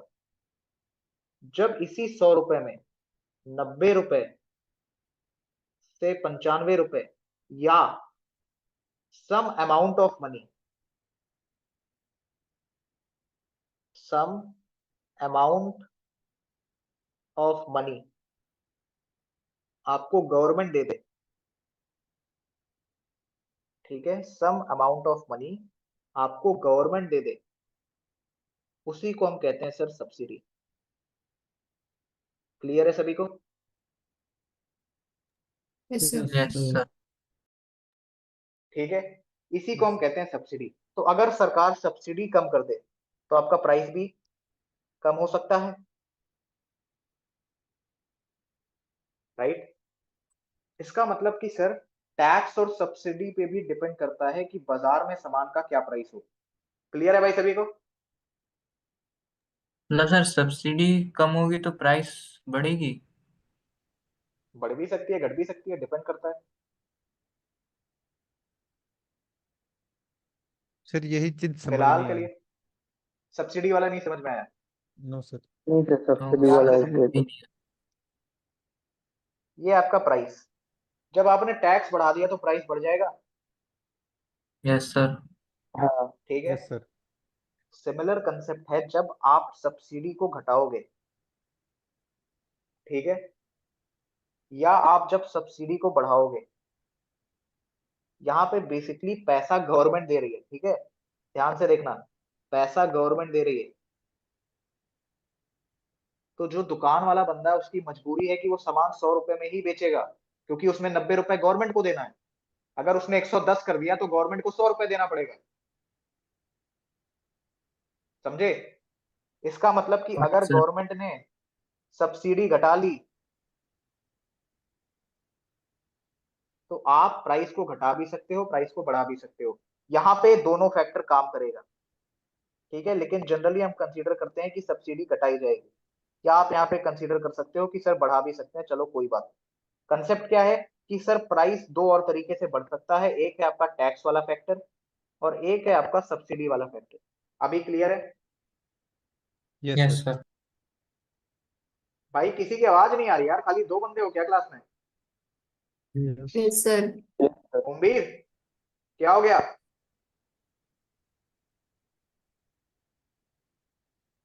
Yes sir. ओए शेरा, जोर से। Yes sir. गुड, चलो ठीक है। तो भाई ये हो गया, इन चीजों पे भी डिपेंड करता है कि बाजार में सामान का प्राइस क्या होगा। बाजार में सामान का प्राइस क्या होगा? अच्छा, अगर ये क्लास 3:30 तक चली तो किसी को कोई दिक्कत तो नहीं? नहीं सर। No sir, no sir. Very good. No sir. तो भाई देखो 4 बजे तक हो सकता है चल जाए, ठीक है। चलो, बाजार में सामान का क्या प्राइस होगा ये इस पे भी डिपेंड करता है। अब ध्यान से देखना, फैक्टर कॉस्ट मैंने आपको क्या बताया था कि सर ये होता है एक्चुअल मनी। फैक्टर कॉस्ट होता है आपका एक्चुअल मनी।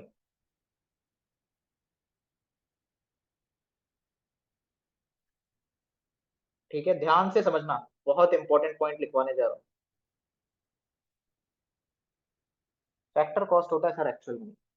अब मुझे बताओ मार्केट का प्राइस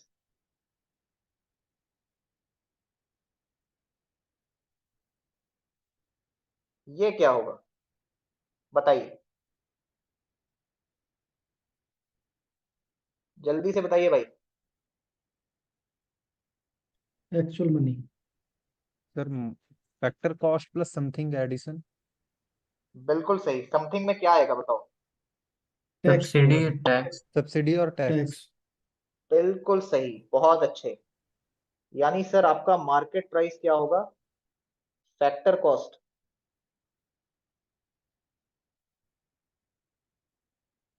और सब्सिडी मतलब होता है ढील, यानी कि छूट, है ना, कुछ तरीके की डिस्काउंट। सरकार ने दे रखी है छूट। हाँ कह सकते हो उसको डिस्काउंट, लेकिन इकोनॉमिक्स की भाषा में डिस्काउंट मत बोलना, ठीक है। चलो, factor cost plus tax minus क्या करेंगे बताओ सब्सिडी। जल्दी से। सब्सिडी। Subsidy, subsidy. बिल्कुल सही, सब्सिडी। ये आपका आ जाएगा सर, सॉरी दीदी, आपको थोड़ा सा हटाना पड़ेगा यहाँ से, है ना, अच्छी लग रही हो आप, वेरी गुड, ऐसे पढ़ते रहो, है ना। चलो गुड। फैक्टर कॉस्ट प्लस में टैक्स, ठीक है, और माइनस में सब्सिडी, ये फाइनली आपका डिसाइड करेगी कि मार्केट प्राइस क्या है। क्लियर है सभी को। Yes sir. Sir yes sir. मैं आपको एक एग्जांपल बताता हूँ। सपोज आपकी एक गाड़ी है 40 लाख रुपए, 40 लैक्स। आप ये मान के चलो कि इसमें 15 से 20 लाख रुपए, अगर ये मार्केट प्राइस है तो 15 से 20 लाख रुपए इस पे सरकार ले जाएगी टैक्स। कंपनी के पास पता है अल्टीमेटली अगर उसकी एक 40 लाख की गाड़ी बिकी, तो जो कंपनी होती है ना, उसके पास मैक्सिमम 3 से 4 लाख रुपए बचता है। अब आप कहोगे सर बीज का पैसा, भाई बीज का पैसा तो उसे बनाने में गया है, कुछ तो उसका मैन्युफैक्चरिंग कॉस्ट भी होगा, ठीक है। यानी आप टैक्स रेट देखो कितना है, और उसके बाद जब भारत में ये कहा जाता है कि सर पैसे नहीं है, तो पैसा जा कहाँ रहा है, हाँ, टैक्स इतना में। इतना टैक्स लेके, और उसके बाद आप ये भाषण देते हो कि भारत में पैसा नहीं है। कैसे नहीं है भाई, मुझे एग्जैक्ट डेटा नहीं पता, लेकिन इस टाइम पे अगर आप कोर्ट का सिनेरियो देखो, वहां पे जजेस बढ़ाने की जरूरत है। एक केस के ऊपर मतलब अगर, जहां तक मैं रिकॉल कर पा रहा हूं, लगभग 30 से 40 लाख केस हमारे देश में पेंडिंग है,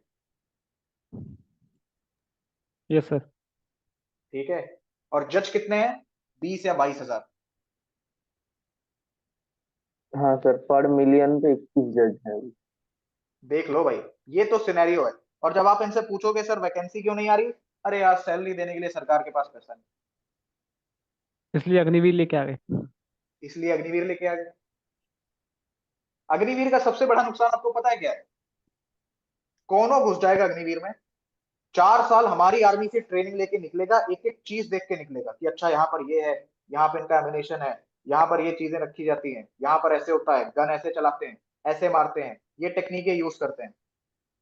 यस उसके सर। बाद निकलेगा बढ़िया से, और जाके अपने देश में बताएगा कि देखो ऐसा ऐसा है, ये है, चलो हमला करते हैं। Agniveer is a scheme to prepare terrorist, ये बात नोट कर लो, किसी भी लेक्चरेट और ग्रुप डिस्कशन में ये पॉइंट बोल देना, सर अग्निवीर कोई स्कीम नहीं है, Agniveer is a scheme to prepare terrorist. Example पूछे क्या तो लो सर। और नकली आधार कार्ड बनाना, नकली आइडेंटिटी बनाना, ये किसी भी मिलिटेंट के लिए कोई बड़ी बात नहीं है, 15 मिनट का काम होता है नकली आधार कार्ड बनाना, करा लो वेरीफाई, यस सर। ठीक है। तो भाई सरकार क्या क्या करती है और क्या क्या कर सकती है, ये कोई नहीं सोच सकता। चलो फिलहाल वापस आते हैं इकोनॉमिक्स में। तो सर ये हो गया आपका मार्केट प्राइस का कंसेप्ट, आप ध्यान से समझना। इसके बाद क्या है भाई, कंसेप्ट ऑफ इनकम। मतलब इतने प्यार से आपको लिखता हूँ इनकम चाचा में, उसके बाद भी आप जो है ढंग से बैठ नहीं पाते। पता नहीं खिसक के क्या मिल रहा है यार उससे, है वेरी बैड। चलो आगे आते हैं। इकोनॉमिक्स में सर दो ही चीज होती है,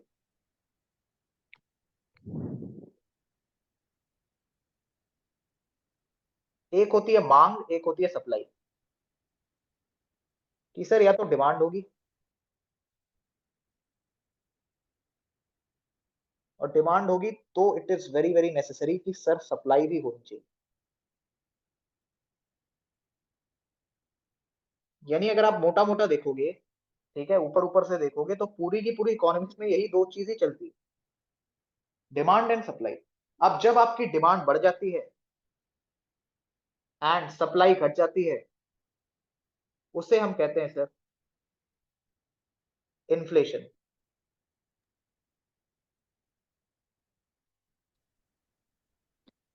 दैट इज कि सर महंगाई बढ़ गई है।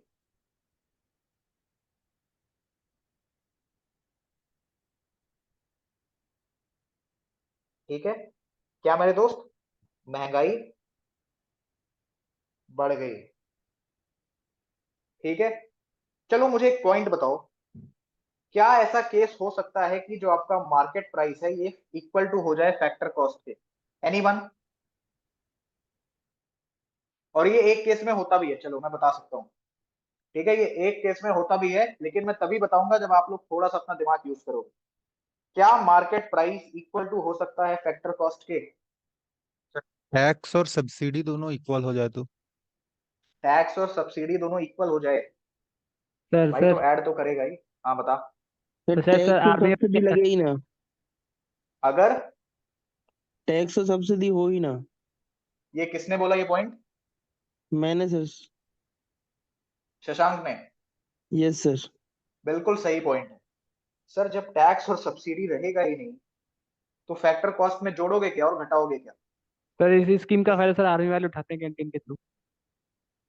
अरे भाई आर्मी वाले क्या करते हैं उसके ऊपर मत जाओ, ठीक है। चलो, नहीं उस पे सर टैक्स एनपी नहीं इज लगता ना। Equal two factor cost. Sir ये कब पॉसिबल है? जब आपका टैक्स भी खत्म हो जाए और सब्सिडी ये भी खत्म हो जाए।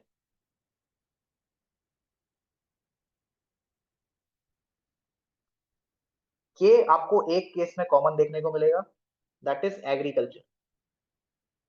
मार्केट से गेहूं खरीदने जाओगे, उस पर कोई टैक्स वगैरह नहीं लगता। ठीक है, तो एग्रीकल्चर में आपको ये चीज कॉमन देखने को मिलेगी। ठीक है, अब अगर आपसे कोई पूछे कि सर मुझे बताइए कि क्यों कंट्री में हमारे जो है इतना पैसा नहीं है कि हम सबको बांट सकें, सबका पेट भर सके। मेरे दोस्त एग्रीकल्चर में आपकी 50 to 54% पॉपुलेशन इन्वॉल्व है, यानी कि आधे से ज्यादा पॉपुलेशन के ऊपर आप टैक्स या तो नहीं ले रहे हो या तो ढिलाई से ले रहे हो। टैक्स आप वसूल किससे रहे हो? सबसे ज्यादा मिडिल क्लास से, है ना, सबसे ज्यादा मिडिल क्लास से। उसमें भी अगर आप फार्मर्स को कंसीडर करोगे तो मिडिल क्लास की पॉपुलेशन है 40 to 60%। अगर ये मैक्सिमम हुई तो, ठीक है, अमीर पॉपुलेशन आपकी कितनी है? ज्यादा से ज्यादा भाई 5 से 10%। और ये जो 5 से 10% है ये भाई अपना टैक्स बचा ले जाते हैं। तो अल्टीमेटली मिडिल क्लास से टैक्स लेके आप कितना पैसा वसूल लोगे? इन पे कसो ना, जो ढेर सारा कमा रहे हैं, रोको ना इनका पैसा स्विस बैंक में जाने से। लेकिन एक बार पैसा पहुंच गया स्विस बैंक के अंदर, उसके बाद फिर चिल्लाते रहो, छाती पटक लो, माथा पीट लो, कुछ भी कर लो, डेटा आपको मिल नहीं सकता कि कहाँ आया, किसका आया, कितना आया। खैर उसका कंसेप्ट हम बाद में समझेंगे। फिलहाल के लिए पॉइंट आई थिंक आपको समझ में आ गया कि market price is equal two factor cost कब हो सकता है।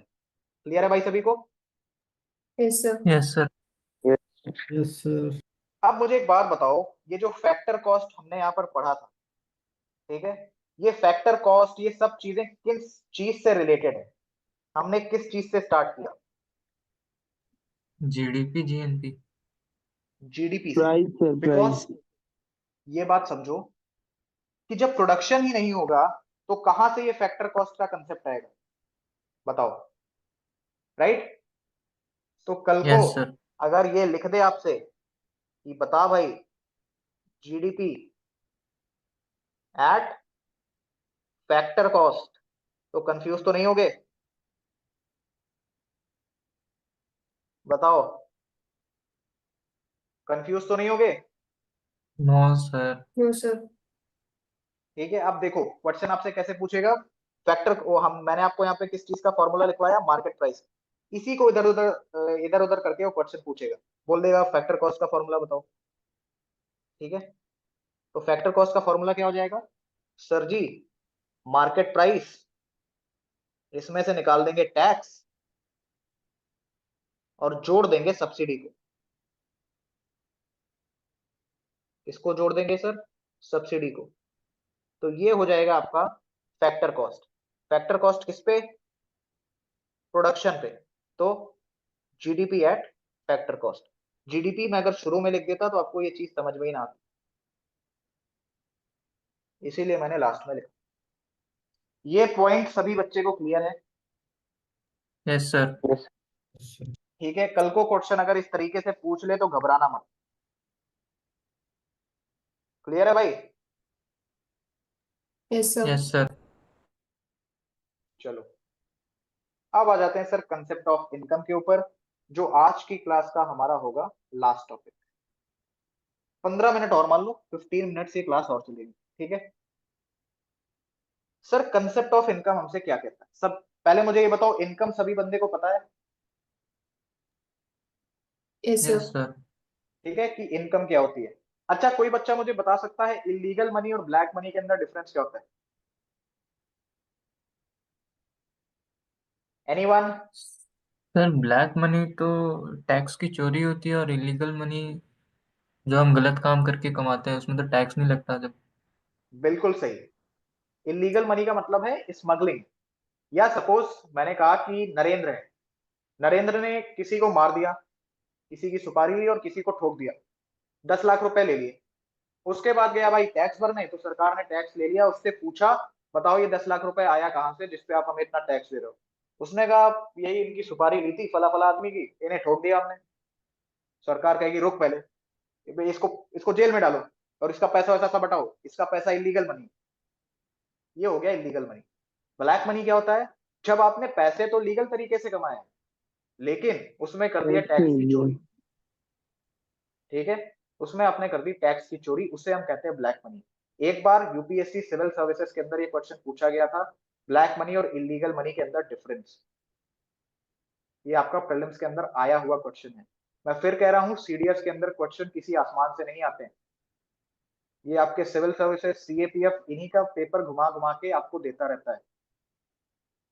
ठीक है, और मैं फिर कह रहा हूं, आप प्रिपरेशन सीडीएस की कर रहे हो, सीडीएस के 10 साल के पेपर और सिविल सर्विसेज के 5 साल के पेपर, स्पेसिफिकली 2023 और 2024 का जो प्रीलिम्स हुआ है उसके पेपर रट्टा मार के जाना, रट्टा मार के जाना, एक एक क्वेश्चन। ठीक है, चलो अब आ जाते हैं सर कंसेप्ट ऑफ इनकम के ऊपर।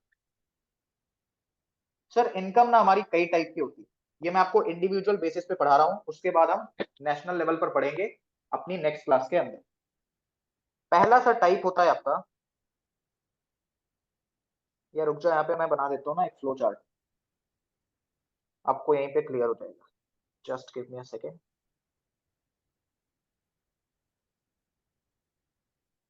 अच्छा लग रहा है ना? चलो, पहला सर आपका होता है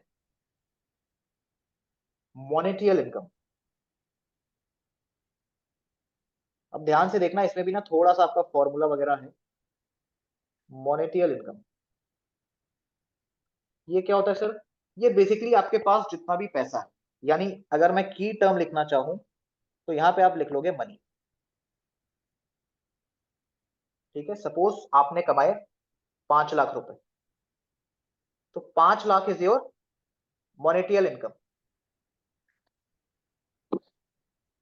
ठीक है मेरे दोस्त, दूसरा आता है आपका पॉइंट नंबर बी आता है, that is disposable income.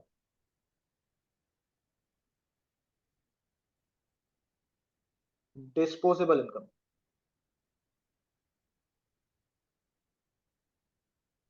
Disposable income क्या होता है सर?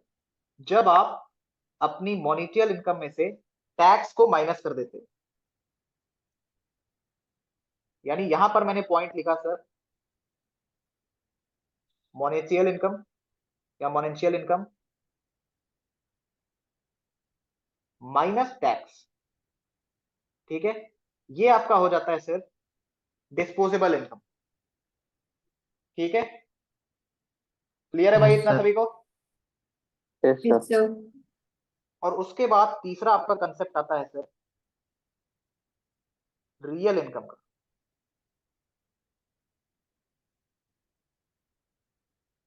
रियल इनकम, अब ध्यान से देखना, ये कंडीशनल है।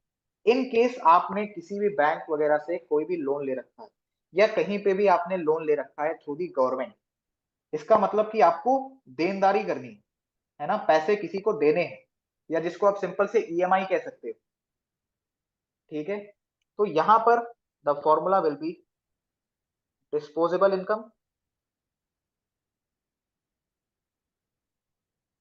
माइनस आप कर दो, यहां पे मैं देनदारी लिख दूं या ईएमआई लिख दूं, किस टर्म से आप आसानी से समझ पाओगे? देनदारी। EMI sir.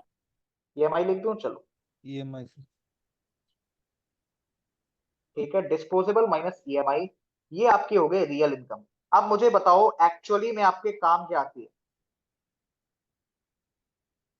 बताइए। Real income. रियल इनकम, बिल्कुल सही। ठीक है, यानी अगर आपकी मोनेंशियल इनकम है 5 लाख रुपए, आपने सपोज उस पर टैक्स वगैरह काट के आपके पास बचते हैं 4 लाख रुपए, ठीक है, सर सपोज आपके मोनेंशियल पास, इनकम, हाँ बताइए, मोनेंशियल इनकम का मतलब?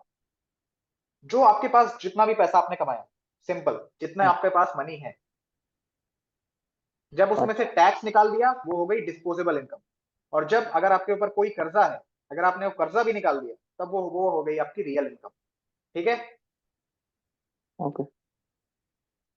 तो मोनेंशियल इनकम में से आपने टैक्स निकाला, आपके पास बचे 4 लाख रुपए। अब 1 लाख रुपए आपको कहीं पर देने थे, तो 1 लाख रुपए आपने दे दिया, अब आपके पास बचे 3 लाख रुपए। तो अल्टीमेटली 3 लाख रुपए इज योर रियल इनकम। समझ में आई बात? Yes sir. Yes, sir. Clear है भाई? यस अब सर। ध्यान से सुनना, ब्लैक मनी के केस में या पैरेलल इकोनॉमी के केस में क्या होता है? पैरेलल इकोनॉमी के केस में आप ये टैक्स बचा ले जाते हो, यानी सर जब भी हमसे बात करेगा पैरेलल इकोनॉमी की,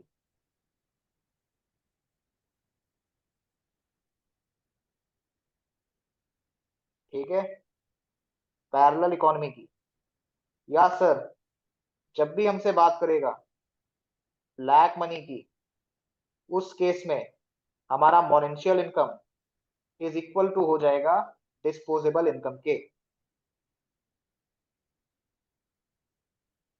ध्यान से समझना, मुझे ये बताओ मोनेंशियल इनकम एंड डिस्पोजेबल, ये दोनों इक्वल किस केस में हो सकती है? टैक्स हटा देंगे तो सर। जब टैक्स हटा देंगे। ब्लैक मनी में आप करते क्या हो? टैक्स की चोरी। यानी कि सर यहां पर आपका मोनेंशियल इनकम ये इक्वल हो जाता है डिस्पोजेबल के। और अगर आपके पास कोई ईएमआई और कोई लोन भी नहीं है,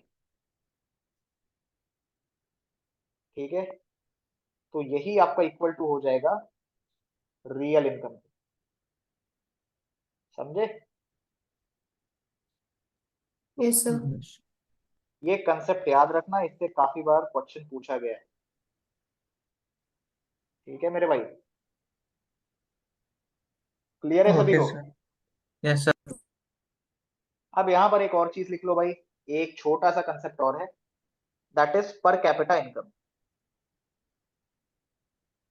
अब जीडीपी पर कैपिटा और पर कैपिटा इनकम में डिफरेंस होता है, ठीक है, और इसी डिफरेंस, बेसिक सा डिफरेंस होता है, उसी डिफरेंस का फायदा उठाकर यूपीएससी आपसे क्वेश्चन पूछ लेती है। पर कैपिटा इनकम क्या होता है सर? सर इंडिविजुअल कितना कमा रहा है? बिल्कुल सही, एक इंडिविजुअल कितना कमा रहा है, ये हमेशा एक साल का निकाला जाता है, ये भी याद रखना।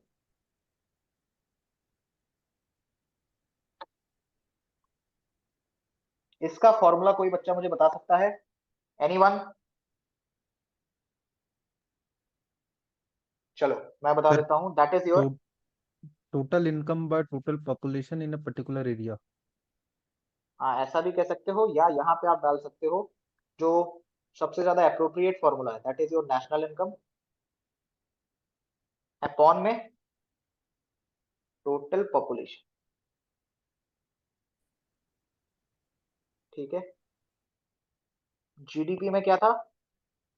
अरे ये आपके उसमें क्या था, जीडीपी पर कैपिटा में, सर वहां पे उसमें सर था। आप जीडीपी ले रहे थे, yes sir. Right, total GDP upon total population, यहां पर आप इनकम कंसीडर कर रहे हो। और जब आप ये सारी चीजें निकालोगे तो इंडिया का जो आता है, इंडिया का जो पर कैपिटा इनकम आता है वो लगभग आता है आपका 1,72,000 के अराउंड। ये एक साल का है, और इसमें खुश होने की बात नहीं है। इसको जरा डिवाइड करो बाय 12, 12 से इसको करो डिवाइड, लगभग जो भी आंसर आ रहा हो, मैं अप्रोक्स वैल्यू ले रहा हूं 15,000 रुपए। यानी इंडिया में अगर आप पर कैपिटा इनकम देखोगे, यानी कि एक तरीके से एवरेज देखोगे,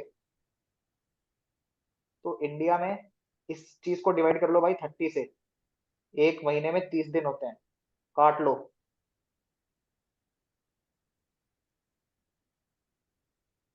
अब आपको समझ में आया? यानी एवरेज देखोगे तो इंडिया में एक बंदा एक दिन में इतना रुपए कमाता है, 500 रुपए, ठीक है मेरे दोस्त। अब सर आप कहोगे अंबानी, अडानी या बिरला, इन सबके पास तो बहुत ज्यादा पैसा है, यही तो प्रॉब्लम है। ये पर कैपिटा इनकम हमें एक एवरेज बताता है। हो सकता है इसमें कोई आदमी एक दिन का 100 रुपए ही कमाता हो, या हो सकता है एक दिन का सिर्फ 50 रुपए कमाता हो, और कुछ ऐसे भी हैं जो एक दिन का 20-30 करोड़ रुपए कमाते हैं। लेकिन प्रॉब्लम क्या है कि वो लोग बहुत ही ज्यादा कम हैं, जिसकी वजह से मिलकर भी वो एवरेज को नहीं सुधार सकते। क्लियर है भाई सभी को? Yes sir. Yes sir. ये देख लो इंडिया की कितनी बुरी हालत है। एंड पर कैपिटा इनकम से एक और क्वेश्चन आ सकता है। ये सबसे पहले इनिशिएट किया था, सबसे पहले निकाला था दादा भाई नारोजी ने, दादा भाई नरोजी ने, ये सबसे पहले निकाला था। कब निकाला था अगर ये पूछे, वो भी मैं आपको लिखवा दे रहा हूं। सर ये निकाला था उन्होंने 1869 से 76 के बीच में, ठीक है। जब उन्होंने उस टाइम निकाला था तो हमारा जो पर कैपिटा इनकम था वो था ₹20, ठीक है। एंड उस टाइम के हिसाब से ये चीज बिल्कुल सही है। एक सेकेंड रुक जाना, 5% बची है भाई बैटरी, चलो जल्दी से इसको खत्म करेंगे, ठीक है। उस टाइम के हिसाब से ये ठीक था, बिकॉज लगभग 200 साल पहले की बात यहाँ पर हो रही है ना। उस टाइम के हिसाब से काफी अच्छा था। लेकिन अगर आप करंट सिनेरियो के हिसाब से देखोगे तो ये बिल्कुल भी सही बात नहीं। 500 रुपए यार, है ना, क्या ही होता है 500 रुपए जब आप एक देश की बात करते हो, राइट। और ये इसका जिक्र उन्होंने किया है अपनी एक book, that is poverty and British rule in India. Book का नाम भी याद रखना, पॉवर्टी एंड, और ये तब का सिनेरियो था जब ये ब्रिटिशर्स हमारे यहाँ से पैसे लूट कर ले जाते थे, ठीक है। और आज का टाइम है जब हमारे मशरूम सारा का सारा पैसा लूट लेते हैं, ठीक है भाई। चलो, सो ये था आपका आज का पूरा कंसेप्ट। आई होप काफी ज्यादा नई नई चीजें आपने सीखी होंगी। एंड कुछ पुराने कंसेप्ट्स को भी अच्छे तरीके से रिवाइज किया होगा। क्लियर है इतना सभी को? Yes sir. यस तो सर। सर हमने अपना टारगेट कर लिया कंप्लीट, क्विक रिकैप भी ले लिया, रिवीजन भी कर लिया जीडीपी जीएनपी का, जीडीपी पर कैपिटा भी देखा, कंसेप्ट ऑफ प्राइस देखा, कंसेप्ट ऑफ इनकम देखा, और छठा हमने क्या देखा, PCI that is per capita income. ये भी सर हमने कर लिया complete. So thank you so much friends for attending this session. मजा आया या नहीं पहले ये बताओ। Yes sir. Yes sir. Economy समझ में आ रही है? सर अच्छा सर। हाँ सर। Yes sir. हो भाई, just give me a second. अभी हो गया सही, ठीक है।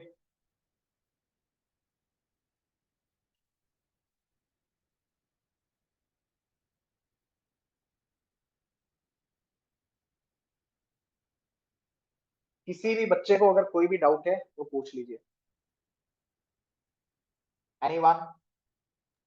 No sir. No sir. Sir जी सर आपने वो जो प्राइस का इंक्रीज और डिक्रीज वाला कॉन्सेप्ट पढ़ा रहे थे, जब मतलब वो हाँ। Capital, rent, land, labour, salary, hmm, उसी के बेसिस पे आपने अपने ये वीकली टेस्ट वन में सवाल दिया था एक। दिया था, या सर हो सकता है। ऑप्शन ऑप्शन में था मतलब वो high labour intensity, low option capital number B correct investment. है, ऑप्शन नंबर बी करेक्ट है उसमें।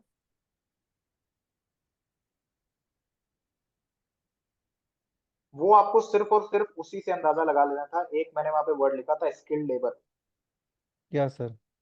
वो और किसी ऑप्शन में है? नो। नहीं ना। मैंने नो सर। पेपर टफ बनाया था बट बहुत ज्यादा आपको लिबर्टी दी थी ऑप्शन के अंदर। जीडीपी जीएनपी वाले जब मैंने वहां पे आपसे डिफरेंस पूछा था, एक ही ऑप्शन ऐसा था जहां पे मैंने मेंशन किया था अब्रॉड इनकम। या की टर्म्स भी अगर पकड़ के चल रहे थे ना तो पेपर आराम से सॉल्व हो जाना। सर ठीक वही है, ऑप्शन में मतलब मैसेस अप हो गया ना दिमाग। आपको कीवर्ड ढूंढना है। जीएनपी का मैंने आपको कीवर्ड लिखा दिया अब्रॉड इनकम। जीएनपी से रिलेटेड जब भी क्वेश्चन आएगा आपको अब्रॉड इनकम वाला टर्म मिलेगा ही मिलेगा। ठीक है, इस चीज को ढूंढना सीखो। Yes sir. चलो, और बताइए भाई, कोई डाउट है? No sir. No sir. Omvir, Sonia, Souvik, no no sir. Sir, no doubt. मजा आया भाई इकोनॉमिक्स में? Yes sir. Yes sir. Shashank बता दे भाई क्या डाउट है, बता दीजिए शशांक। सर सर हाँ वो सौविक शशांक है, बताइए। शशांक है नहीं सर, ये हाथ खड़ा करके चला गया लग रहा है। नहीं सर, अच्छा हूँ अच्छा, सर, सर वो मेरा बहुत फर्स्ट क्लास टाइम था से इकोनॉमिक्स। रिजेंट है। नहीं शशांक है भाई। सर वो बहुत पहले का रिजेंट है, अभी का नहीं है लास्ट। अच्छा अच्छा ठीक है। Narendra, sir any doubts? हाँ सर ये बताइए। मेरा फर्स्ट क्लास था इकोनॉमिक्स का सर, तो रिकॉर्डिंग मिल जाएगा सर पहले का? ओ माय गॉड, ये आपका फर्स्ट क्लास है? हाँ सर, मैं लेट ज्वाइन किया ना। भाई कुछ भी समझ में नहीं आया होगा फिर, ये तो मैं गारंटी दे रहा हूँ नहीं, आपको। थोड़ा बहुत तो आया है सर, ऐसा नहीं है, बिल्कुल नहीं चलो, आया। अगर थोड़ा बहुत आ आया गया है तो सर। आपका समझने का जो कैपेसिटी है ना वो बहुत अच्छा है। ठीक है, सर बिकॉज बिना जीडीपी और जीएनपी के आपने जीडीपी और जीएनपी का रिलेशन समझ लिया, ये बहुत बड़ी बात है। फिलहाल के लिए मेरी बात ध्यान से सुनो। पहली 4 क्लासेस आज मैं आपको प्लेलिस्ट भेज देता हूँ अपने क्लासेस की। हो सके तो प्लेलिस्ट रिवाइज कर लेना पूरी की पूरी। लगाओ 2x पे एंड एक बार ईयरफोन लगाओ, सुन लो। ठीक है, स्पेशली वो बच्चे जिनका टेस्ट में 10 नंबर से कम आया है। सर पहली 4 क्लासेस के नोट, क्लास नोट्स भी भेज दीजिएगा, एक क्लास के नहीं है शायद, देखा था मैंने कल। सभी क्लास के हैं लेकिन मैं फिर भेज दूंगा, कोई बात ओके सर। नहीं। ठीक है, ओके सर। सर थोड़ा सा चलो क्लियर है सभी नॉमिनल को? और रियल जीडीपी क्लियर नहीं है। नॉमिनल और रियल जीडीपी क्लियर नहीं है? देखो नॉमिनल जीडीपी क्या होता है, वेट, ये मुझे अब आपको ना उस पिछली वाली क्लास के ऊपर रुक जाओ, क्लियर कर देता हूँ। 2 मिनट का और सर एक टाइम बार दो भाई। सर एक बार जीडीपी डिफ्लेक्टर भी बोल देना। GDP deflector? हम्म, डिफ्लेक्टर नहीं, डिफ्लेटर होता है वो। GDP deflator. डिफ्लेक्टर हाँ। नॉमिनल ऊपर रखो, रियल नीचे रखो, इंटू कर दो 100, निकल के आ जाएगा। चलो मैं फिर बता दे रहा हूँ, कोई बात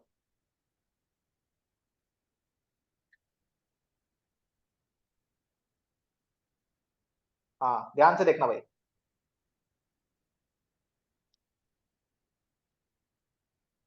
वेट, यहाँ पे तो मैंने कर दिया था प्राइस फिक्स।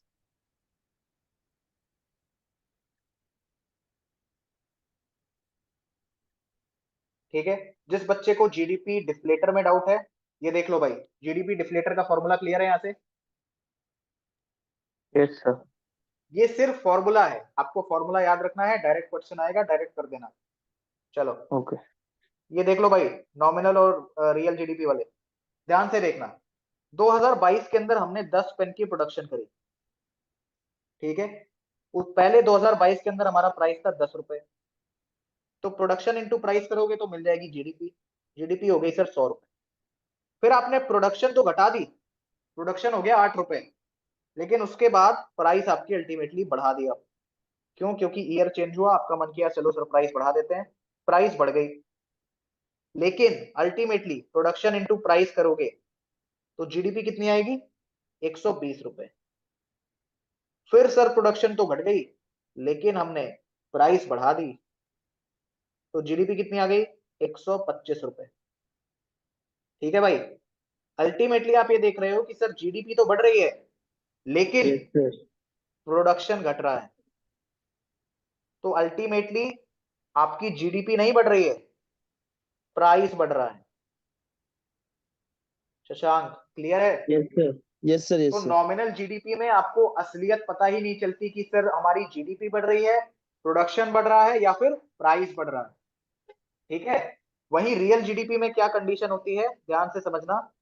रियल जीडीपी में सर होता है कि आप एक बेस ईयर लेते हो, जिस ईयर में ना तो महंगाई बहुत ज्यादा थी ना ही महंगाई बहुत कम थी, वो बेस ईयर हम लेते हैं 2011 एंड 12।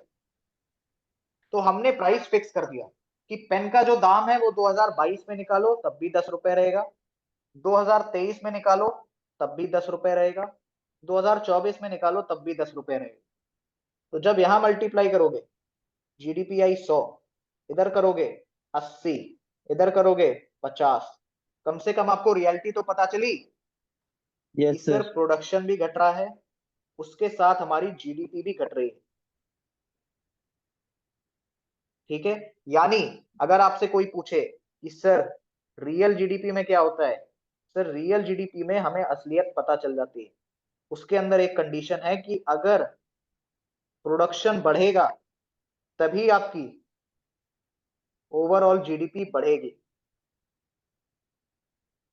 ठीक है, क्लियर है भाई? Yes sir. सर अगर और प्रोडक्शन बेसिकली फिक्स इसमें कर देंगे तो प्रोडक्शन कैसे फिक्स कर दोगे यार? मतलब हर साल जैसे कि एक बार आपने 10 पेन का प्रोडक्शन हुआ, फिर 8 का हुआ, फिर 5 का हुआ, तो हाँ, हर साल 10 ही पेन का प्रोडक्शन करें तो? हर साल आपकी पॉपुलेशन सेम रहती है? No sir. भाई तुम तो यार शॉर्टेज करवा दोगे, तो प्रोडक्शन है तो ना?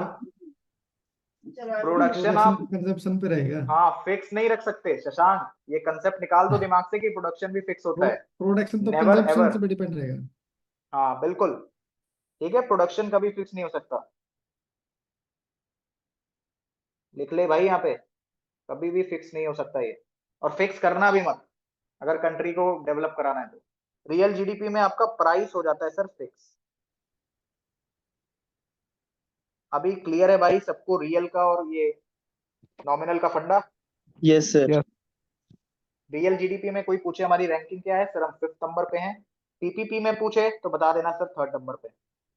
चलो, सर हाँ भाई बताइए।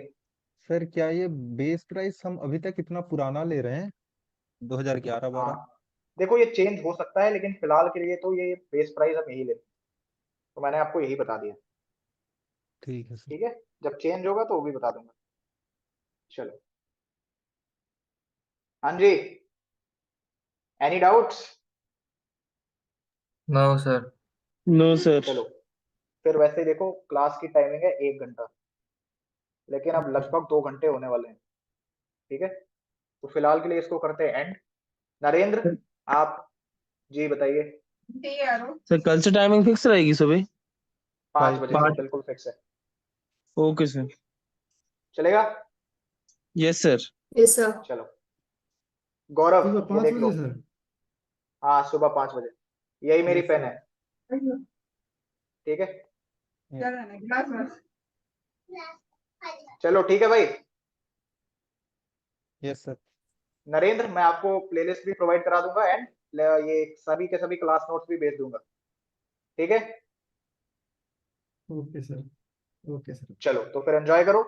जय हिंद। जय हिंद सर। एंड हाँ फिर से Yes. वो एक्टिविटी सुन लो सभी लोग। देखो तुरंत लेफ्ट हो गया। वो एक्टिविटी सुन लो सभी लोग। मुझे वीडियो चाहिए आपकी, जो भी कंसेप्ट मैंने आज पढ़ाया है उस पे आप एक्सप्लेन करते हुए कोई भी एक टॉपिक ले लेना कि सर ये कंसेप्ट ऑफ प्राइस आज आपने पढ़ाया, ये टॉपिक मैं एक्सप्लेन कर रहा हूँ। दो चीज याद रखना, पिच हाई होनी चाहिए एंड पूरे कॉन्फिडेंस के साथ बोलना, चेहरा ऐसे ऐसे नहीं होना चाहिए, कैमरे के सामने देख के, ठीक यस है? सर। Okay sir. चलो धीरे धीरे इंप्रूव हो जाएगा। जय हिंद एंड टेक केयर। जय जय हिंद हिंद सर। सर।